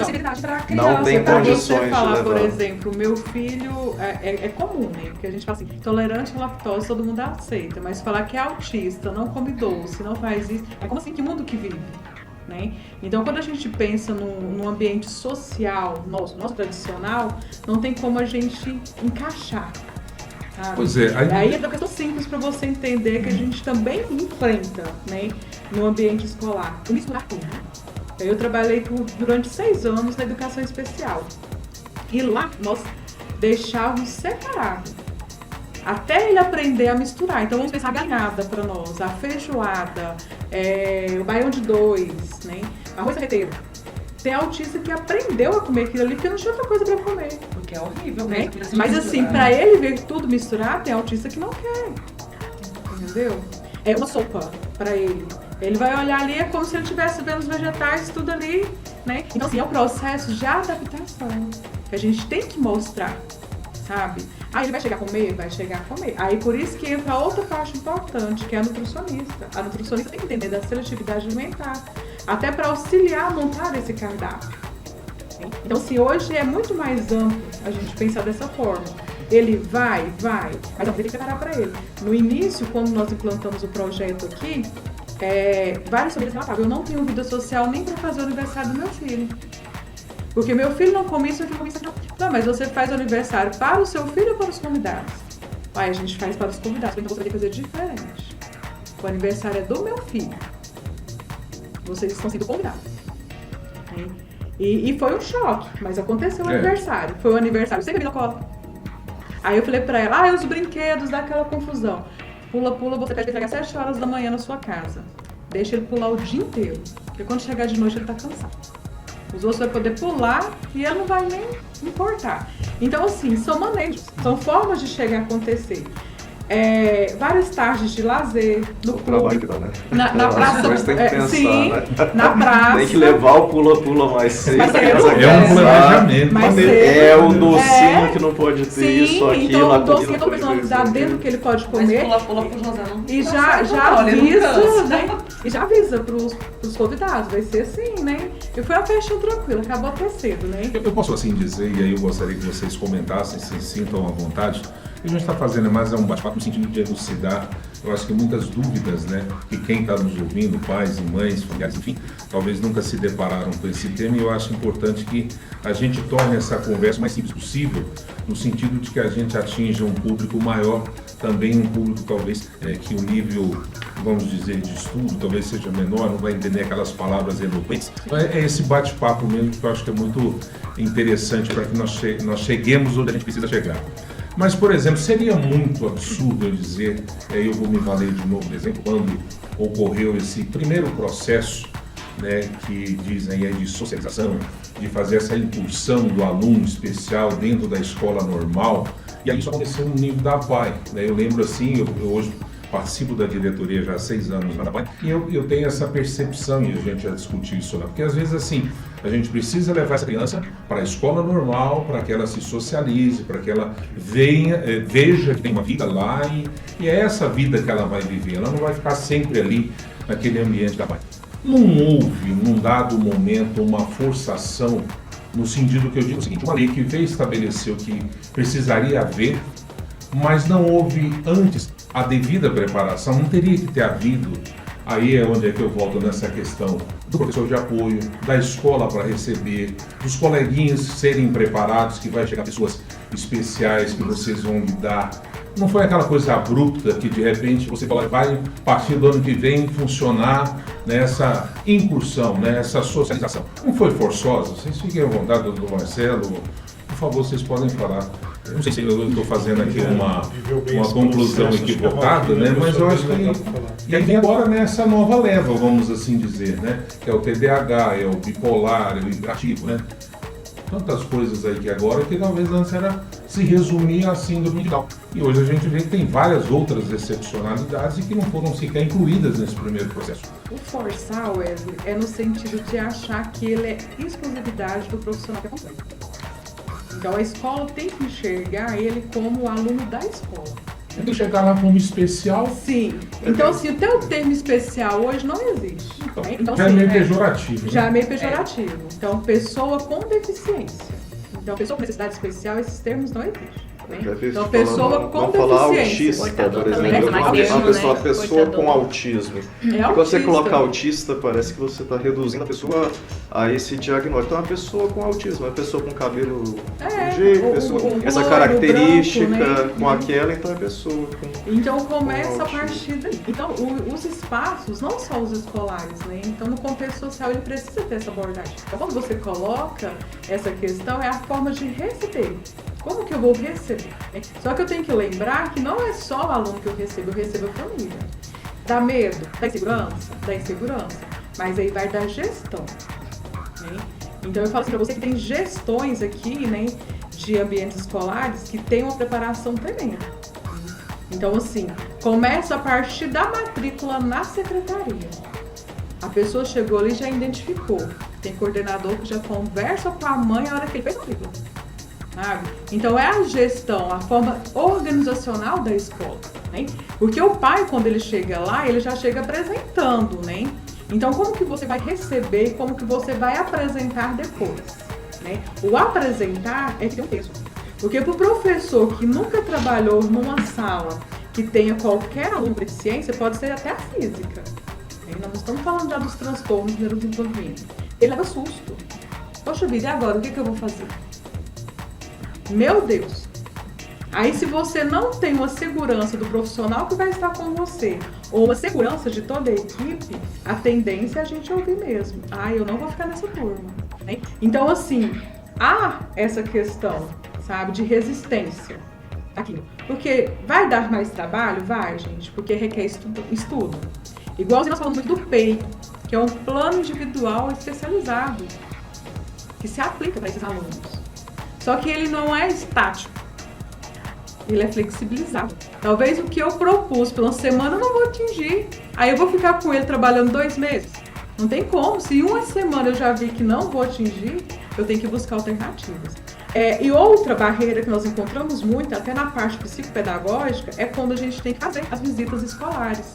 É como se a equipe multidisciplinar que não está dentro da escola, o psicólogo, o terapeuta, a fono, né, a nutricionista, o psicopedagogo, o neuropsicopedagogo, o neuropsicólogo, quando a gente vai na escola, às vezes nós somos bem recebidos. Né, como se a gente estivesse indo lá ensinar, ou né, aquele olhar crítico, e não é. Porque a gente precisa, né, passar as informações do nosso paciente aprendente. E já tem escolas que não te convidam para o momento de planejamento. Então, assim, para você entender ao longo desses 6 anos, né, que o doutor Márcio até citou, a gente colocou, nós já tivemos entrevista na rádio, nós já tivemos eventos, participações em escolas públicas e privadas, nós já fizemos aqui pedalada, adesivaço, sabe? E às vezes a gente tem um receio, principalmente no ano passado, quando nós estávamos na praça do São Nossa Senhora de Fátima, vai as mães, vai os professores, psicólogos, todo mundo. Aí você vai colar o adesivo. Não, eu não tenho filho autista. Ou fala assim pra você assim, eu tenho, mas eu não quero aparecer. Viu? Eu vou guardar. Só que quando eu saio a nível Brasil, que eu vejo os nossos adesivos colados, o coração chega, bate, né? Porque assim, tem pessoas que abraçaram a causa. Exemplo próprio nós temos aqui, o nosso estacionamento prioritário para autista. Sabe? Isso aqui é uma conquista muito grande aqui no IP. Aí quando você fala dos cursos, enquanto projeto voluntário, eu agradeço a Deus hoje pelas 2 faculdades que nós temos em Mineiros. Nenhuma família nunca recebeu não de nenhuma clínica e escola daqui de Mineiros. Toda vez que a gente direciona a família, toda vez que a gente liga, ou o coordenador da clínica, ou no caso da própria Morgana que está no projeto, ela dá um jeito de auxiliar na hora. O que tiver dentro da equipe médica multidisciplinar, o que puder a faculdade, né, conceder ali, vai ter. Então, só que o que a gente fala? Precisa de algo contínuo, porque nós sabemos que trabalha por semestre. E não dá pra gente pensar que o tratamento de reabilitação ele acontece só 6 meses ou 12 meses. É pra vida. É igual o Marcelo falou, o doutor falou. Se eu conseguir, dentro de 5 anos, intensificar, ele vai ter autonomia. Ele vai chegar na adolescência e na fase adulta bem mais em condições de acompanhar todo o processo de ensino. Então a gente precisa entender que não tem como eu falar que esse mês ele tem terapia, que seja no SUS ou que seja em qualquer outro local, e o mês que vem ele não vai ter. O fono vai ter 3 sessões. Como que em 3 sessões eu vou conseguir fazer reabilitação? Né? Então, assim, em Mineiros tem, quando a gente fala de processo, tem, gente, nós temos muito aspecto inclusivo, só que não atende a demanda. Nós temos a ecoterapia aqui em Mineiros, não atende a demanda. Precisa fortalecer a ecoterapia. Na pandemia de Mineiros, sofreu muito esse período de interrupção. Sabe? Então, assim, não supre a demanda. Aí o que a gente precisa trazer? O que eu falo lá no grupo? Trazer as famílias, porque as famílias precisam se qualificar. Quando a gente fala em terapia ABA, não é só na clínica. Terapia ABA se aplica na escola e na família. Então, o bom profissional ele tem que orientar a família, a escola e lá no consultório. Porque é uma rede. Não adianta eu só fazer a minha terapia ABA no consultório. Eu tenho que levar para a escola. Sabe? Eu tenho que levar essas práticas e também a família. Porque o autista em si, ele precisa compreender que todos os espaços que ele estiver, todo mundo está trabalhando de maneiras que ele precisa. E precisa dar segurança. Né? Então a gente precisa fortalecer isso. E quando eu falo na qualificação da família, é levar ela a compreender não o diagnóstico como uma dor, mas como algo a ser superado. Sabe? E demanda, porque eu com o Dr. Márcio, a Elis, que a gente está mais próximo assim, tem vezes que é meia-noite, 1h, a gente está trocando informação. O que nós vamos fazer? Insere lá a Valquíria no grupo. A Elis, Valquíria, o que a gente vai fazer? Como que vamos receber essa mãe? Aí quando você coloca, a gente já fala, não precisa identificar. Sabe? Dentro da vivência social, às vezes, quando a gente vai nesses parques infantis públicos, falta adaptação, gente. Porque nem todos os brinquedos vai atender a demanda da quantidade de criança. E tem alguns pais aqui mineiros que eles optam por ir à noite. Quando você vai determinados dias da semana, você vai lá, tem 10 famílias de filhos autistas. Porque à noite não tem mais ninguém. O menino vai poder subir na balança e descer o que ele quiser. Se ele for no meio da aglomeração e ele não quiser sair, o coleguinha não vai entender que ele quer sair. Já vai gerar um desgaste para a família. Aí como que a família vai olhar? Porque quando a gente fala da carteirinha, do colar, do abafador, a nossa sociedade ainda não está, até a pulseira de segurança, né? O pessoal daqui chama de coleirinha. Nossa, tem pais aqui que vai, né? Sim, pejorativo. A bolsa também, né, Valquíria? A bolsa também. A bolsa também, sabe? Porque assim, aquilo ali, o cordão de girassol, né? Aquilo ali, gente, transmite segurança. Eu já presenciei vários autistas em crise no ônibus. Só que quando a gente tá ali, a gente não consegue ficar parado, sabe? E principalmente em casos de vulnerabilidade, né? Então, eu já presenciei, a mãe desce na rodoviária, o que a gente tem a tendência a fazer? Subir na lanchonete. Mas aquela mãe só tá com o dinheiro da consulta. E aquele menino também quer subir. Aí, se a gente não tiver esse olhar, você vê a mãe entrando em crise, o filho entrando em crise, aí vai falar assim, também é autista. Não é assim. Então, a gente tem que entender, tem que saber, né? Qual que é a iniciativa naquele momento ali. E só que quando você tem esse lado humano, de escuta, de acolhimento, você vê o motorista falar assim, não, eu também tenho autistas na família, sabe? Tem um lado humano, né? Então, a gente tem que entender que está aí, sempre esteve ali. Não tem como a gente correr mais. Então, todos os espaços têm que ser adaptados, sabe? Então, assim, eu vejo aqui muito isso, a gente evoluiu muito, né, a nível de shopping. Eu sou aquela que vem mesmo, viu, doutor Marcelo? Quando a Americanas abriu aqui, eu vim aqui, porque as mães falaram assim, olha, vai lá que tem o lacinho do autista. Olha pra você ver, eu vim dar os parabéns. O parque ali também, eu vim ver de perto, sabe? E as meninas têm um acolhimento tremendo. O shopping passou a fazer eventos temáticos, sabe?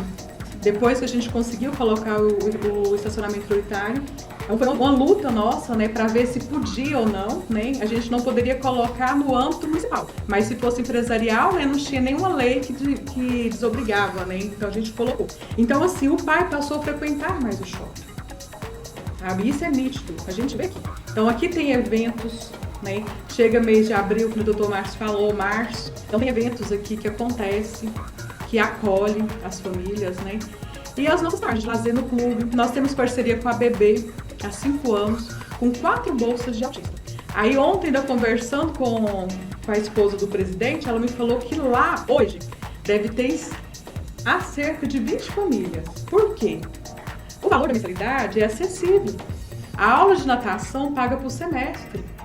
Então, assim, a turma antes das 6h40 já não comporta mais. A professora já pediu para colocar na turma mais tarde um pouquinho. Por quê? Quando o pai e a mãe vai para o clube, levar o filho, ele também participa do clube. Ele pode estar fazendo uma caminhada, sabe? Ele pode estar jogar um vôlei, porque o pai também precisa disso, enquanto o filho está fazendo a natação. Então a nossa luta é por esses espaços adaptados, sabe? Não é só na esfera educacional, também de lazer, de cultura, que a gente possa ter esse acesso, sabe? A gente, enquanto sociedade, né, você tinha perguntado sobre se essa mudança não foi abrupta e se a sociedade não estaria preparada, se não teria que ter alguma evolução gradativa, né, de adaptar para incluir, se, por exemplo, a gente vai tirar o aluno que está na escola especializada e vamos colocar na escola tradicional, na escola no sentido de inclusão, né? Nós, enquanto sociedade, enquanto evolução de mundo, né, evolução humana, nós temos 2 formas de tratar as pessoas atípicas de um modo geral. Por pessoas atípicas aqui, eu estou querendo dizer assim, de uma forma bastante ampla, é a pessoa que é diferente, né? Houve um momento histórico em que aquela criança que nascia tinha alguma coisa que era diferente, a gente tem relatos, né, pontuais na história, que elas eram descartadas, mortas ou abandonadas pelos seus pais. Então, não sei se é bem verdade isso, mas, por exemplo, na Esparta, né, se dizia que os espartanos fariam ali uma espécie de seleção e por isso eles seriam guerreiros e tal. tem alguma transcrição na época da Grécia que aquelas crianças que tinham um tipo de deficiência, né, normalmente física, né, que era detectada naquela época, eram descartáveis. E a gente trazendo aqui para o momento histórico mais próximo, a gente vai lembrar do nazismo, né, que procurava pessoas com determinadas características físicas, né, uma criação de uma raça superior, e assim, nesse sentido a gente pensa em algo não muito inclusivo. E a gente avançando um pouquinho nesse momento na história, a gente vai chegar nas escolas especiais e também no que toca ao Dr. Márcio na questão da psiquiatria, né, e respeitar os loucos adultos, vamos dizer assim, que a gente chamava, né, os loucos de todos os gêneros, que a gente colocava essas pessoas nos manicômios. E aí a gente tem a política antimanicomial, que começa no início dos anos 2000, no sentido de fechar esses manicômios e tentar, na medida do possível, fazer o tratamento do paciente que tem algum tipo de doença psiquiátrica dentro da sociedade, que é a política de tratamento ambulatorial. Então a pessoa fica com a família dele, ele toma os remédios, e aí a gente tenta uma inclusão. Isso já tem algum tempo, vem evoluindo. Então, assim, no sentido dessa política de inclusão, a gente tem não só na educação, a gente tem ela em vários outros aspectos, né? E enquanto sociedade nós temos dois caminhos, e mais especificamente educação é você estabelecer escolas especiais ou incluir essa criança ou esse adolescente na escola comum, na escola tradicional, junto com as crianças tidas como típicas, né, as neurotípicas, ou as crianças que não têm deficiência alguma, né. Se eu lembrar da época da minha infância, na cidade que eu cresci, ela tinha uma escola chamada Buda.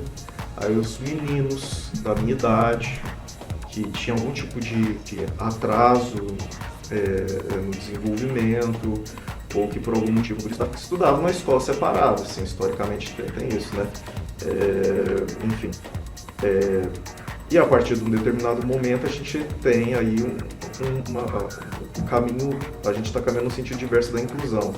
E aí eu até peço para quem já tem essa idade, assim, vocês, na experiência de vocês durante a escola, vocês identificam pessoas que não eram neurotípicas estudadas com vocês? Sim. Essas pessoas vocês têm conhecimento de pessoas que eram excluídas dos ambientes escolares?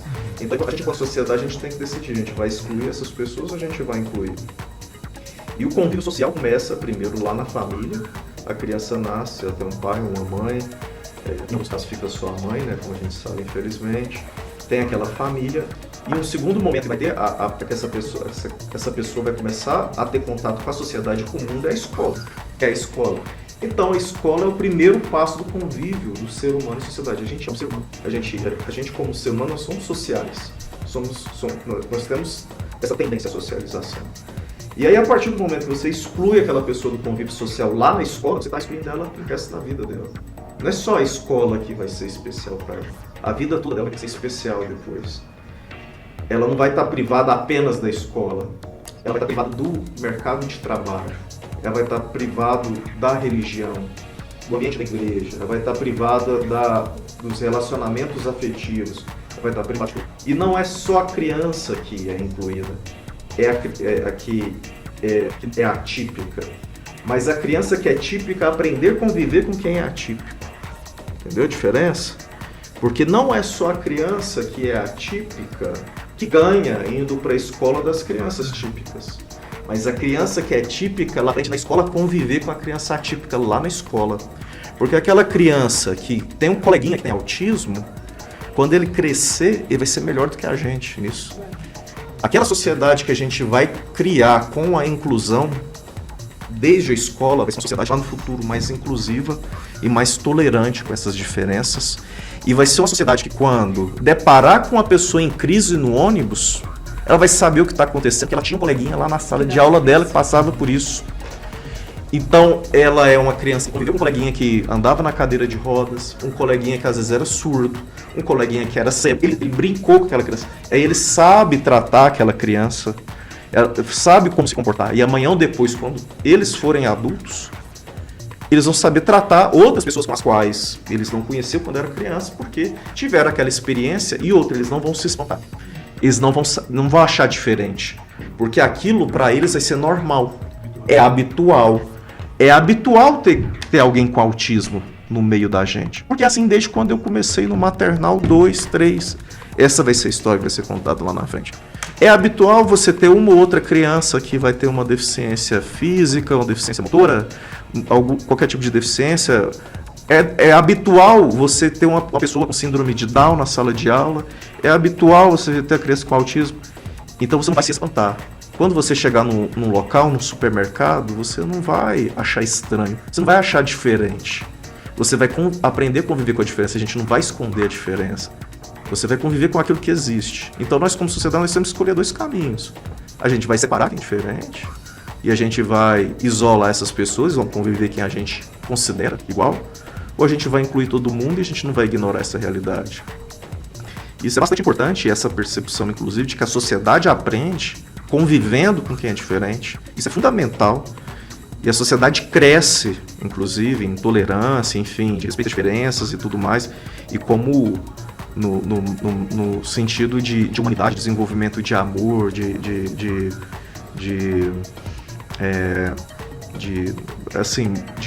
tolerância, de bons sentimentos, no sentido de tratar bem, de ser um ser humano melhor, uma pessoa melhor, né? Até se a gente parar para pensar, puxar ponto de vista religioso, sendo mais cristãos, ou mais religiosos, ou mais amorosos, ou mais próximos desses valores, vivendo assim. E eu vejo com muita tristeza quando a gente vê movimentos que caminham no sentido totalmente oposto, que é o que eu acredito, pelo menos, como, por exemplo, do ministro da Educação do governo federal anterior, o governo Bolsonaro, que chegou a propor ressuscitar as escolas especiais, porque isso seria melhor. Já se antevendo a demanda que haveria, né, assim, com a crescente reconhecimento, com mais formação de profissionais, com acesso à informação, no sentido de não incluir. Então, assim, independentemente de questão ou de opção partidária, fico muito feliz quando o atual governo federal, o governo Lula, assumiu o governo e no primeiro dia assinou um decreto revogando todas as medidas do governo anterior que qualquer tipo de sentido tentava excluir da convivência escolar a criança que ela é atípica. Então, eu acho que a gente tem que caminhar no sentido da inclusão. E a inclusão, como foi dito, não é no sentido apenas de facilitar o acesso, né, a matrícula. A inclusão é fazer com que a criança, ou a pessoa, o adulto, ele possa participar de tudo que está sendo feito ali. A inclusão não é só deixar entrar não, é estar presente, participar como se fosse uma brincadeira, participar da brincadeira, fazer parte e ser considerado como parte, né? A inclusão caminha nesse sentido, né? E a gente, enquanto sociedade, eu acho que tem que pautar o assunto, né? Informar. Eu acho que muitas vezes falta informação sobre sobre a situação, sobre a realidade. Então, eu acho que é muito importante nessa construção, né, a informação, e a educação vai gerar essa consciência de inclusão que é importante. E sobre a gente preparar a preocupação que o setor público, o setor privado, que o setor privado também teve que se preparar, teve uma grande reação dos planos de saúde, por exemplo, no que diz respeito a custear tratamentos e tudo mais, e do impacto que isso trouxe para os planos de saúde já no ambiente privado, né, para custear essas terapias, no que diz respeito tanto à cobertura de determinadas terapias quanto à quantidade de terapias, né, porque alguns planos de saúde limitavam, né, a quantidade de terapias que autorizavam, e também a quantidade de profissionais que são credenciados, né? A gente vê muito nisso, mas eu acho que é preciso pautar o assunto para conscientizar e para debater e para construir soluções. E sobre preparar antes de aprovar a lei, eu não sei se esse caminho foi errado, Wesley, porque a criança que está nessa situação hoje, que precisa da intervenção hoje, ela não poderia esperar. Não pode esperar. Não pode. Ou pensão alimentícia. Isso. E até nisso, a gente fala até o doutor estava falando aqui, né, Tomar, sobre o receio que o profissional médico tem, né, para dar o diagnóstico. E eu conheço alguns casos que eu acompanho lá na promotoria, que o diagnóstico, assim, vai acompanhando bastante tempo e eu vejo assim, que em alguns casos demora bastante. E tem falado sobre uma espécie de pré-diagnóstico, né, da importância do diagnóstico precoce. estava vendo uma fala sobre o Dr. Hélio van der Linden, né, que é um neuropediatra de Goiânia, e ele foi convidado, acho, pela Câmara dos Deputados para falar a respeito disso, e ele, mais um pouco, está criando um grupo de estudos para falar sobre qual é a validade do diagnóstico daquela declaração que o médico está falando que a criança é autista. Se é porque uma pessoa que é autista, ela é autista a vida toda.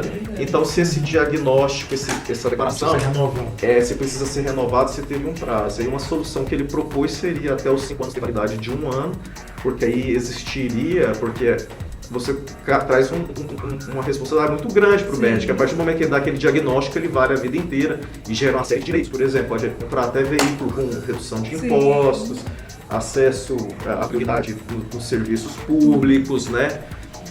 Enfim.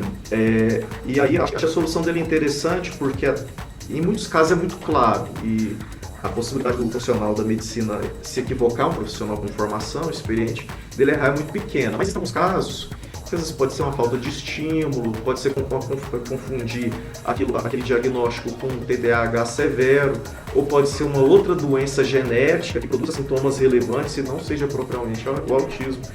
E aí até o prazo de 5 anos, o médico concederia o diagnóstico precocemente, e para possibilitar, porque muitas vezes a família, para ter acesso ao plano de saúde e às terapias, ele precisa de diagnóstico. Então a criança não tem intervenção, porque o médico não sente segurança. O profissional de apoio. Isso, e o próprio profissional de apoio, e até eu tenho orientado no sentido, por exemplo, a Isabel, que trabalha comigo, que é uma professora da rede pública municipal e estadual, é professora, né? No sentido de orientar, olha, para mim não precisa do diagnóstico. O que determina a necessidade do professor de apoio não é o diagnóstico. Porque você vai ter criança que tem autismo, como é um espectro, você tem criança que tem autismo, mas o nível de suporte é mínimo. Ela não precisa de professor de apoio, ela se vira bem. E você vai ter uma criança que não tem diagnóstico, mas às vezes porque a família não procurou, porque está em exame, você vê que a criança precisa. Então, o que vai determinar a necessidade do professor do apoio, eu acho que aí é errado, a escola verificar isso, é a necessidade de suporte pedagógico. É o professor verificar, avaliar ali, precisa do suporte, não precisa do suporte, né? E aí essa ideia do diagnóstico ter um prazo de validade de 1 ano nesse período é interessante, porque aí você já consegue professor de apoio, você já consegue plano de saúde paga terapia, e dali 1 ano o médico vê assim, tá isso aí mesmo e tal, porque tempo, aí eu lembrei a palavra que eu queria falar, né? Tempo é prognóstico. Isso que, quanto antes, né, o diagnóstico, melhor o prognóstico, ou seja, a estimativa da evolução positiva do caso da criança, né? Então, acho que quanto sociedade a gente tem esses 2 caminhos, e eu acho que o caminho, voltando lá onde eu tinha iniciado, o caminho da inclusão é o melhor caminho na minha visão. Acho que separar não é adequado, eu acho que é ignorar a situação, eu acho que é a competitividade dessas pessoas. Pela nossa Constituição Federal, todo mundo tem direito a acesso a determinados direitos, né? Eu acho que negar e separar fere direitos dessas pessoas, né? E eu acho que eu avalio quem não está nesse grupo é beneficiado com a inclusão das pessoas. Acho que, assim, essa fala toda é o que eu quero deixar de relevante. As pessoas que não têm um autismo, que convivem com a criança autista, aprendem muito. Então, exatamente. Uma das coisas também, assim, muito importante, igual você pontuou, doutor Marcelo, é ver a criança como um todo. Em relação à escola mesmo, né, igual que ele pontuou, a criança não é só do professor regente, ela é da toda a instituição como um todo. Né? E ver qual é o nível de suporte que ela precisa ou não. Né? Isso é muito importante também. Uma das coisas em relação ao plano de saúde, ele acaba o quê? Estimulando tipo 3 sessões, 4 sessões, seja com o psicólogo, com o fono, com a nutricionista. E tem que ver a criança como um todo. Quantas sessões que ela precisa? Será que é o plano que vai falar? Quantas sessões que ele precisa de atendimento? Né? Então é ver essa criança, qual que é a necessidade dela, qual a necessidade desse adolescente, quantas sessões que é necessário realmente. Então por que não um profissional avaliar, né? E fazendo as sessões, igual vocês pontuaram, durante toda a vida. Não é uma coisa contínua, não é uma coisa de 2, 3 sessões, 4 atendimentos em relação a isso. Deixa eu só dar uma prioridade, não cortando isso aqui, mas está quase avançando 2 horas, nós já estamos falando aqui, para você ver o tanto que assunto. E a gente vai voltar a falar sobre isso. Eu acho que é muito importante a gente, enquanto veículo de comunicação, suscitar essas discussões aqui com pessoas como vocês que têm a competência de falar sobre o tema, e aí ajudar as pessoas, né, que não têm essa acessibilidade, talvez até a própria informação, mas a gente dá prioridade aqui para os nossos ouvintes, muitos estão participando, A Magda está parabenizando você, viu, professora Valquíria, pelo seu trabalho na inclusão. Doutor Márcio, terapia ABA. Primeiro, onde fazer a carteirinha do autista e se a terapia ABA é só particular? Infelizmente, no município hoje, tem acho que 2 ou 3 locais aí que fazem terapia ABA no município. É o tipo de terapia que a gente mais indica, é o tipo de terapia que a gente vê melhor evidência científica na reabilitação do TEA e é visível realmente a melhora. E quanto mais precoce, os resultados prognósticos são melhores. Não temos essa opção, então? Não temos essa opção na rede pública, já pedimos ao executivo, mas a gente sabe que a coisa pública nem sempre consegue tudo a tempo e a hora, até mesmo particular. Se você for tentar particular hoje, eu tenho pacientes que têm 2 anos esperando na fila, 2 anos e meio. Até particular você não consegue, então fica difícil também de cobrar isso do poder público. Nós vamos todos caminhar juntos buscando soluções. Mais profissionais estão sendo formados, estão sendo qualificados e com o tempo, como tudo que é novo e é um fenômeno novo, eu acho que com o tempo a gente vai expandindo e incluindo mais, democratizando mais, mas os acessos ainda são limitados, né? A Valquíria... Para falar do Dr. Márcio, eu vou pontuar que os pedagogos estão fazendo. Essa carteirinha do autista, está perguntando onde ela é feita? A carteirinha do autismo, nós temos ela federal e tem ela estadual. Então, nós não temos a municipal, nós temos a URG, né? Então, hoje, quando tem um diagnóstico, já é possível fazer. E aí é procura quem E fazer. aqui nós temos um suporte de ajuda, né? Que nem eu te falei. Então, o Luan, juntamente com o vereador Edmar Andrade, há 4 anos ele ajuda. Então, assim, preenche toda a documentação, vai lá no médico, vai no Dr. Márcio, vai nos outros, tudo, ajuda a preencher toda a documentação, mas eles ficam encarregados de levar até Goiânia e buscar e entregar para essas famílias. Então, assim, precisa da carteirinha. A gente já passa o contato deles. Então, assim, para vocês verem que muitas pessoas aqui mineiros fazem isso, né? E o colar, fala a Sulema, parece que é confeccionado lá no Ceará, né? Isso, o menino usa um crachá, que é o Mundo Autista. Tem o Instagram, né, para quem quiser, é o Mundo Autista 2. Eles fazem esse crachá, tem várias coisas relacionadas tudo ao autista. Isso possibilita uma facilidade para a criança autista. Para mim foi muito mais fácil, Wesley, porque não tem toda essa burocracia. Quando a gente tem um filho autista, burocracia complica a nossa vida. Mais né? ainda, Tem que ficar com um lado do outro, né? Então, para mim foi bem mais prático. Eu chamei eles, mandaram um número, pedi, com 4 dias que postou, chegou para mim aqui. É lá de Fortaleza. Pois é, depois você vai dar Mas esse a endereço questão direitinho. que, quando eu vejo, assim, e quando a gente trabalha dentro do lado da vulnerabilidade, é isso. Porque grande parte das famílias não tem essa condição, sabe? Porque o ideal seria, na carteirinha do Estado, que você até Goiânia. Por isso que existem as pontes para ajudar. Às vezes é que eu coloco. Se você for para ponte particular, é fácil de você conseguir. Mas a gente depara, no nosso caso, né, o nosso público que a gente orienta, grande parte não tem. Essa facilidade que o doutor Márcio falou já não está tendo nem no âmbito particular. Nem no âmbito particular. 2 anos e meio esperando por uma terapia. Isso. Uma outra indagação aqui é o pai coloca aqui uma situação com o seu neto, aliás, um avô, né, com o seu neto, dizendo que a pergunta dele é o seguinte: a pai pode selecionar ou avaliar crianças autistas? Segundo o relato dele é o seguinte: eu tenho um neto com autismo, a pai me encaminhou para uma psicóloga, para uma neurologista da prefeitura e, segundo ele, ficou muito no empurra e ele não obteve o que ele desejava. Talvez seja, então, um diagnóstico, não sei. Parece que a indagação é nesse sentido. Você pode. A pai tem essa capacidade de diagnosticar criança com Geralmente, autismo. quando a criança vai para a pai, ela já tem que ir com diagnóstico, com indicação de estar ali naquela instituição.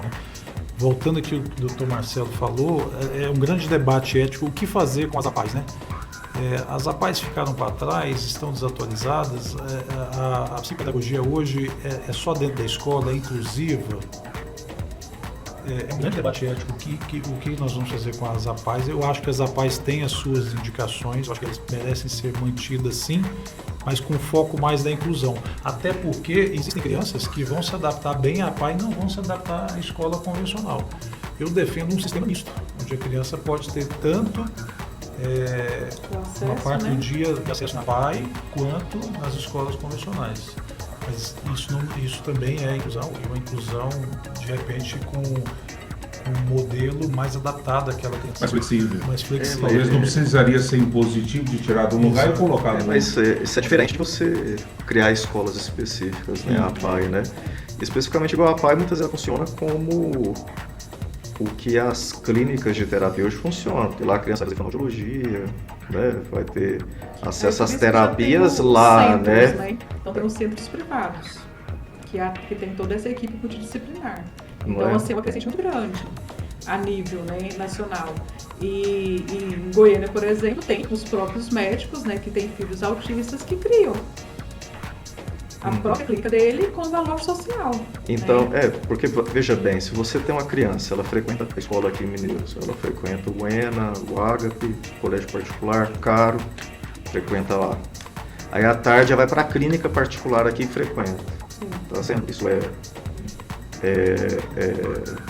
Isso não é inclusivo? Não, é inclusivo, ela precisa de terapia. Agora, a pessoa que não tem condição, não tem terapia, ela vai de manhã, a criança vai para a escola e à tarde vai para a pai. Mantém a inclusão. Agora, a situação é diferente. Vamos criar a escola X aqui, a escola Antônio Carlos Paniago, as crianças com autismo vão para lá. Porque lá a gente vai colocar todos os professores. É diferente, É a né? visão Aí O depoimento de uma mãe aqui, a Aline Martins, está dizendo que ela tem um filho autista de 7 anos e ela, concordando com aquilo tudo que foi discutido aqui, dizendo que ela vê realmente uma falta de preparação dos profissionais que estão atuando especificamente no ramo da educação e, segundo ela, como foi dito, a pessoa ela tem que vai dar esse apoio, ela tem que ser formada, especializada, né? A criança é da escola e a escola tem que se preparar para receber essa criança. Então ela coaduna com o que vocês disseram aqui, no sentido de que tem que haver mais a empatia não só das escolas, mas também toda a sociedade. A outra ouvinte participando aqui, olha, vários alunos frequentam as escolas comuns e as APAES. A APAE desenvolve a inclusão atendendo os alunos da rede, né? Tem também mais gente participando aqui com a gente, dizendo o seguinte, olha, minha filha é autista moderada, fala muito bem, está no 4º ano, levei tudo sobre ela para a escola, o laudo da neuropsicóloga, né? Pontuei que ela não sabe ler, não sabe as coisas, os números e tal. E um dia ela chegou em casa muito chateada e nervosa porque a professora disse para ela que ia ter leitura e ela não sabia ler. Então ela estava despreparada, essa profissional acabou gritando com a filha dela, que ela teria que aprender, enfim. Quer dizer, é esse que nós também relatamos que está, ao invés de acolher, que criou foi mais um trauma, né? A criança que volta de lá sendo exposta dessa maneira, quer dizer, mais um trauma para ela ter que trabalhar com isso, né? Outra pessoa está falando aqui sobre a questão de está correndo atrás aí de uma matrícula para a neta, que não está achando, justamente por causa dessa questão. Está acompanhando com um psicólogo, ela precisa interagir e não está encontrando essa receptividade. Ela não domina aqui se é estadual ou se é municipal, enfim. Mas eu acho que as participações elas vêm matrícula, né? Isso, só matrícula. um detalhe, eu andei revisando a legislação, existem, estou aqui do lado do Dr. Marcelo, que entende mais que eu, mas 127 artigos da lei da lei brasileira de inclusão da pessoa com deficiência, né? E um desses artigos fala que a escola que proibir matrícula de pessoas com TEA, pessoas com deficiência, paga multa de até 20 salários mínimos, né? Mas como a Valquíria falou aqui no começo do debate, a gente não quer só matrícula, não é só matricular. Não é só pôr para dentro. Nós vamos fazer um bom trabalho. Não é só pôr da porta para dentro e achar que ali já resolveu o problema. Uma das coisas também é pontuar em relação à rotatividade também de professor. Eu até coloquei. A rotatividade de professor tem toda a questão em relação à rotina, né? Então a rotatividade do professor, hoje é um professor de apoio, amanhã é outro professor de apoio, daqui a um mês muda, né? Então isso essa também criança que necessita de rotina dificulta mais ainda a dificuldade aprendizagem. dos cargos Por isso que eu sempre temporários. pontuo, é olhar a criança como um todo. A inexistência de uma carreira. Né? E assim, não dá para você colocar cargos temporários ou casos, né, que estejam no processo de aposentadoria ou pessoa que esteja no processo de reabilitação mental, né? Tem que pensar na longevidade, né? Sim. Desse profissional. E esse profissional, ele tem que estar rápido. E aí a questão que a gente fala que a gente esqueceu de pontuar, e me veio aqui a cabeça, é que o profissional também que está na inclusão, ele precisa de um suporte, sabe, psicológico, tá? Porque a gente também precisa estar bem para gente cuidar. Então, quando a gente encontra todas essas dificuldades, né, na organização, até que você consiga, né, hoje nós trabalhamos numa realidade itinerante, né? Então você tem que estar em 2 séries diferentes ao mesmo tempo. Né? Para atender uma demanda, para atender uma demanda que não tem um profissional. Então, assim, isso a gente está trabalhando com vidas. Né? Não dá para mim falar assim, hoje eu vou estar ali, amanhã não vou estar. Então, assim, por isso que a escola tem que estar preparada, e às vezes a pessoa fala assim, mas esse profissional, que já apoia ele não adoece, adoece. Mas quem na escola que vai substituir? não pode ser qualquer um, entendeu? Então, a gente tem que ter toda essa rede de apoio. E eu também não posso ligar. Mãe, não traga seu filho porque a professora está de atestado. Não veio hoje. Não veio hoje, hein? Olha, essa questão da PAI aqui, até a gente ficou meio na dúvida aqui, mas a participação televisiva isso, ela diz o seguinte: na PAI é feita uma triagem pela equipe multiprofissional e aí são encaminhados esses pais para os devidos profissionais para receberem um laudo. Então eu entendi que às vezes chega essa criança lá que não tem ainda um laudo, né, de que ela tem essa característica, e aí eles fazem todo esse processo e encaminham para que esses pais possam ter esse laudo. Gente, olha, passou 2 horas e parece que voa, né? Eu já vou assumir de público um compromisso com vocês. A gente vai voltar essa mesma turma aqui para a gente conversar mais sobre. Eu acho que a gente elucidou muita coisa, mas ao mesmo tempo a gente cria também muitas dúvidas, né? As pessoas falaram, mas eu nunca tinha visto falar sobre isso. E é o papel que a gente precisa exercer, né? Eu acho que quando a gente veio também para esse Estúdio 3 aqui, uma das intenções era justamente essa, né? A rádio começar a trabalhar esse processo de um jornalismo mais interativo, usando a parte digital, as redes sociais, enfim. Então a gente vai fazer muito mais programas do que esse, do que hoje nós temos o Verde Vale. A gente vai entrar agora na seara dos podcasts, e aí a gente quer pormenorizar isso, né? E falar mais sobre essas questões que afligem necessariamente a nossa sociedade. Então a gente quer fechar o núcleo, talvez a gente não vai falar aqui como seria um podcast normal, falando talvez de coisas mais simples, mais leves, mas o intuito, principalmente do jornalismo no qual eu estou à frente, o intuito é esse, a gente mexer em coisas que talvez ainda não tenhamos mexido e que precisam ser faladas, precisam trazer profissionais e pessoas como vocês, que com as suas opiniões, com as suas experiências, vai elucidar muita dúvida, vai trazer clareza para muitas pessoas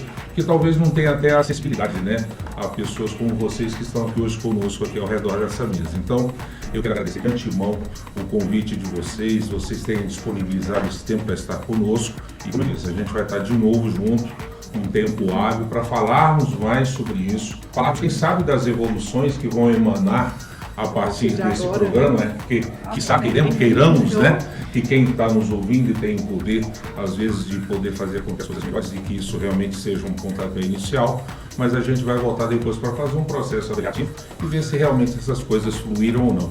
Então, Marcelo, obrigado pela presença mais uma vez. Eu sei que o senhor, além de estar ocupando essa função de promotor, o senhor também tem essa preocupação específica com relação à nossa juventude. Nós tivemos esse contato quando da época da eleição e o senhor já me manifestava, olha, precisamos falar sobre isso, vamos falar sobre aquilo. Então, quer dizer, eu acho que é muito salutar sabermos que temos pessoas, né, que estão, claro, imbuídas de um cargo, mas que pensam efetivamente na sociedade. Obrigado pela sua participação. Obrigado, Wesley. Parabenizar a rádio aqui pelo espaço, ficou muito bom. Convidar o pessoal para vir aqui conhecer e passar aqui para dar uma olhadinha na gente conversando. O intuito é esse, né? Muito bacana, a gente trabalhando. Muito bacana, muito legal. E obrigado também pelos elogios. A gente, no serviço público, às vezes as pessoas têm uma impressão não muito correta, né, de que não existe uma preocupação, que o profissional está ali só preocupado com o seu ganha-pão, mas existe, acho que assim como no setor privado, muita gente vocacionada e bem imbuída, né, e eu naturalmente me incluo, assim, sou muito crítico do meu próprio trabalho, desde que assumi o meu cargo, minha função, eu tenho procurado meios de cada vez mais tornar a minha atuação mais eficiente, né?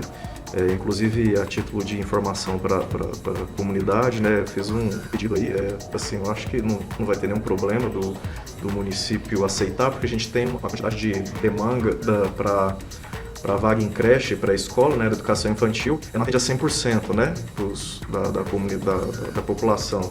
Eu fiz um pedido, um TAC que a gente executou, porque na realidade o município tinha a obrigação de atender isso para a gente, um compromisso que assumiu com o Ministério Público até 2020, então o prazo já está vencido, a gente executou esse TAC, está pedindo o pagamento da multa e também a execução dos prazos para o município. Hoje a gente tem uma demanda de mais ou menos 300 crianças, e um dos pedidos que foi feito foi que até adimplir 100% para atender todas as crianças que têm algum tipo de deficiência, porque dentro do grupo de crianças, as crianças que são portadores de necessidades especiais, o doutor Márcio até trouxe aqui para a gente, e por equiparação as crianças com autismo, elas têm prioridade. Então, até com base nessa prioridade legal, aí eu pedi que esse público seja atendido 100%. Porque lembra daquela questão da intervenção precoce? A educação infantil funciona como uma forma de educação precoce. Então, para a gente garantir creche para a escola para todos que estiverem nessa condição. Não que essas crianças são melhores, mas olhando quem que tem que ser intervido, em quem a gente tem que atender primeiro, né? Um critério de prioridade justa até atender 100% seria esse. A gente fez esse pedido ao judiciário aí, e eu acho que, assim, conversando com o secretário de Educação lá, não teria maiores problemas no atendimento nesse sentido, mas foi pedir, a gente até está aguardando a decisão aí do presidente. Na verdade foi movido na Vara de Fazendas Públicas a respeito dessa questão. Doutor Márcio, obrigado mais uma vez. O senhor está sempre na vanguarda, né? A gente sabe do seu trabalho com relação a essa parte não só psiquiátrica, mas o senhor também se envolve na sociedade como um todo. É vereador, milita na área, não é porque se tornou político que deixou, né? Você está vereador, vamos dizer assim, mas o senhor também, mesmo estando exercendo essa parte política, o senhor também não esqueceu aí da sua, vamos dizer, da sua origem, e o senhor continua trabalhando com a FIC, se preocupando também com essa parte da sociedade que talvez não seja tão visível. Obrigado pela sua participação. Muito obrigado, Wesley. Eu que agradeço. E minhas considerações finais são de agradecimento ao Zênio, ao Mercomo, a toda a família Verde Vale, você. Parabéns por esse estúdio. E eu gostaria de dizer um recado às mães, né, que observam seus filhos, só para finalizar. Quando você vai suspeitar disso, né? Quando eu vou procurar ajuda? Aquela criança que tem dificuldade na fixação do olhar, aquela criança que tem interesses restritos, come só macarrão e batata, por exemplo, gosta só da cor azul, por exemplo, verde. Isso é um interesse restrito, tá? Ela tem um comportamento repetitivo, ela fica batendo na madeira, ela tem movimentos estereotipados com as mãos, qualquer tipo de comportamento repetitivo, anda em círculo, enfileira carrinho atrás do outro. Comportamento repetitivo, interesses restritos, pouca fixação do olhar e dificuldade na linguagem, tem mais de 2 aninhos, não começou a falar, influência, e não consegue socializar, não consegue ter um contato interpessoal, para ser observado e procurar ajuda profissional. Nós agradecemos, Elis, você também está aí militando na área da psicologia, a gente enseja e torce, né, para que mais profissionais da sua área também se interessem e trabalhem especificamente nessa área, ingressem na área pública também, né, e deem essa contribuição para essas crianças e esses adolescentes e adultos que já se tornaram e que talvez não tiveram o amparo que deveriam ter, mas que tem mencionar que você tem hoje sobre essa função e que mais profissionais sigam nesse sentido. Obrigado pela sua presença e também pelos seus esclarecimentos. Obrigada, Wesley. Obrigada a toda a equipe da Verde Vale FM. Esse tema é muito relevante, né, para toda a sociedade, não só para o contexto escolar, a família, mas para a sociedade em geral, né, ter esse olhar. E precisamos discutir mais vezes esse tema, né, para que todos tenham acesso e tirar as dúvidas também, né, em relação a isso. Sempre bem na criança como um todo, adolescente, né, até na vida adulta. Exatamente, eu estou para entender tudo isso. Bom, é ela que me despertou para que nós estivéssemos aqui, né? Oi. E atuou de uma maneira muito eficaz, porque o programa se tornou realidade, viu, Suleiman? É um prazer conhecê-la pessoalmente, não é? Nos deparamos aqui na antessala, mas assim, fica aqui o meu agradecimento, o meu reconhecimento e, claro, também os parabéns para você por ter superado todas as adversidades que você superou, para você estar aqui hoje podendo falar sobre o tema, poder dar o seu exemplo, né? De que isso não é uma coisa para ser escondida, ser enfrentada, é uma coisa que você, eu acho que com o seu exemplo, com o seu agir, você mostra para as mães e para as famílias o quão necessário é a gente ter consciência daquilo que somos e não ter vergonha disso, né? Então é um prazer recebê-la, conhecê-la e com certeza a gente vai falar mais vezes sobre esse tema. Eu que agradeço, Wesley, por ter dado a oportunidade, né, para a gente estar falando sobre esse tema que é muito importante, né, porque muitas pessoas não sabem realmente, né, não tem que ter vergonha. O autismo não é um bicho de 7 cabeças, depois que você conhece, né. Você vai voltar aqui, né, para a gente poder estar falando mais, porque tem muita coisa para falar ainda, né. Uma coisa importante que você dizer, o acompanhante da criança da escola não precisa ser um pedagogo. Tá? Pode ser um profissional especializado em autismo. Que tenha o conhecimento. Isso. O importante é o conhecimento, né? Ter o conhecimento sobre quem está lidando. Exatamente. E aceitar. É importante aceitar, né? E buscar, estudar e entender a criança. Nós vamos falar mais sobre isso, a gente vai aprofundar mais. Valquíria, que bom que você pôde estar conosco também, falar da sua experiência, dos trabalhos que você já tem feito nessa seara. Eu acho que é muito importante também as pessoas perceberem que já há movimentos sendo feitos nesse sentido e que isso possa se robustecer, que isso possa crescer, né, tomar corpo e de repente isso também possa, entre aspas, contaminar as pessoas e ver que isso é uma coisa normal e que todo mundo deve se socializar de uma forma que não haja diferenças entre a gente. Obrigado pela sua experiência e pelas suas palavras conosco aqui. Eu agradeço, né, a todos aqui presentes, a Verde Vale, que todos os anos, né, nos convida para estar aqui para falar. E como você falou, nós temos que ter uma linguagem mais acessível a esse público que está nos ouvindo. A gente tem que levar essa ideia do acolhimento. E é conforme o Dr. Marcelo colocou. Ser servidor público, às vezes, nos traz alguma insegurança, né, quando a gente tem que se posicionar. E isso eu tenho superado, porque eu sou servidora pública municipal e procuro dar o meu melhor. Eu não tenho que aceitar que tudo esteja bom, porque se tudo estivesse bom, a gente não estaria aqui. Então a gente tem que ter esse campo de visão aberto para saber dialogar, para buscar soluções, né? Porque nós estamos trabalhando com pessoas humanas que têm erros, né? Mas a gente erra mais procurando acertar. Então, assim, eu tenho um convívio muito bom nas esferas que eu trabalho, né? Graças a Deus. Sou ativista da inclusão, né? Não deixo de falar isso, mas no sentido de acreditar que a transformação acontece entre nós, enquanto cidadãos. Então, antes mesmo da gente se posicionar como profissional, nós temos que colocar enquanto cidadãos capazes de transformar a sociedade, né? Independente de qualquer cargo que nós ocupamos, né? Porque o Dr. Márcio falou, hoje ele está, né? E amanhã a gente não sabe. E eu também hoje estou como servidora pública e procuro dar o melhor, né? Lá no serviço público e assim como no voluntário também do projeto. Tanto é que eu não deixei. Era para ser um projeto de 1 ano. Então já estamos aí, vai fazer 7 anos, né? Porque assim, é o lado humano, né? Da gente sensibilizar com o outro. Somente agradecer e acredito que outras pessoas virão. É o que eu sempre peço. Venham, né? Porque a inclusão, ela abre a mente e ela transforma a sociedade. Isso é importante, né? Esse processo de socialização, de inclusão, ela parte do interior para o exterior, né? É importante que nós primeiro tenhamos a consciência. E aquela coisa do exemplo que arrasta, né?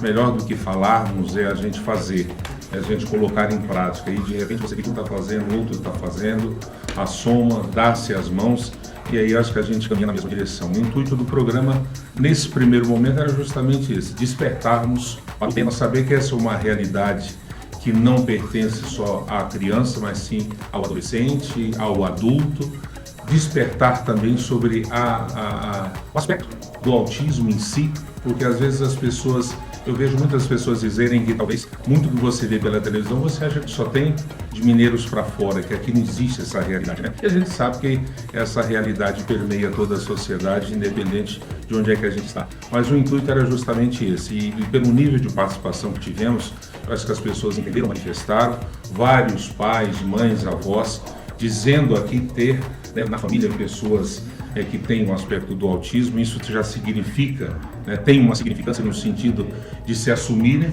né, de ter família que tem essa questão especial para ser resolvida e socializada. Então esse também era um primeiro momento, despertar. E a gente vai falar mais sobre isso, como o Dr. Márcio falou, a gente tem que falar para que você possa diagnosticar na sua casa. O Soleiman também falar como é a vida cotidiana. A gente vai fazer um segundo programa sobre esse tema, vamos trazer os mesmos convidados aqui, para que a gente possa internalizar mais um pouco, aprofundar mais um pouco sobre esse tema. E o intuito de agora em diante, nesse ano de 2023, é falarmos sobre não só essa, mas outras, né, outras doenças, outros problemas que afligem a nossa sociedade, que estão tão presentes, né, como a gente percebe hoje. Então, a gente vai falar nesse período pós-pandemia, consequências que vêm, que virão, que foram, enfim, tem muita coisa para ser dita e graças a Deus nós podemos dizer assim que nós temos uma sociedade mineirense preparada, com profissionais, com pessoas, né, que sabem falar sobre, que vivenciam e que podem externalizar esse seu conhecimento através aqui da emissora. E nosso trabalho é justamente dar voz a essas pessoas que têm todo esse conteúdo e que às vezes não conseguem chegar a todas as pessoas ao mesmo tempo. Então, a gente se sente feliz também, enquanto veículo de comunicação, por poder permitir que vocês partilhem um pouco aí dos seus conhecimentos para essas pessoas que talvez não tenham esse acesso. Você ouviu Verde Vale Recebe.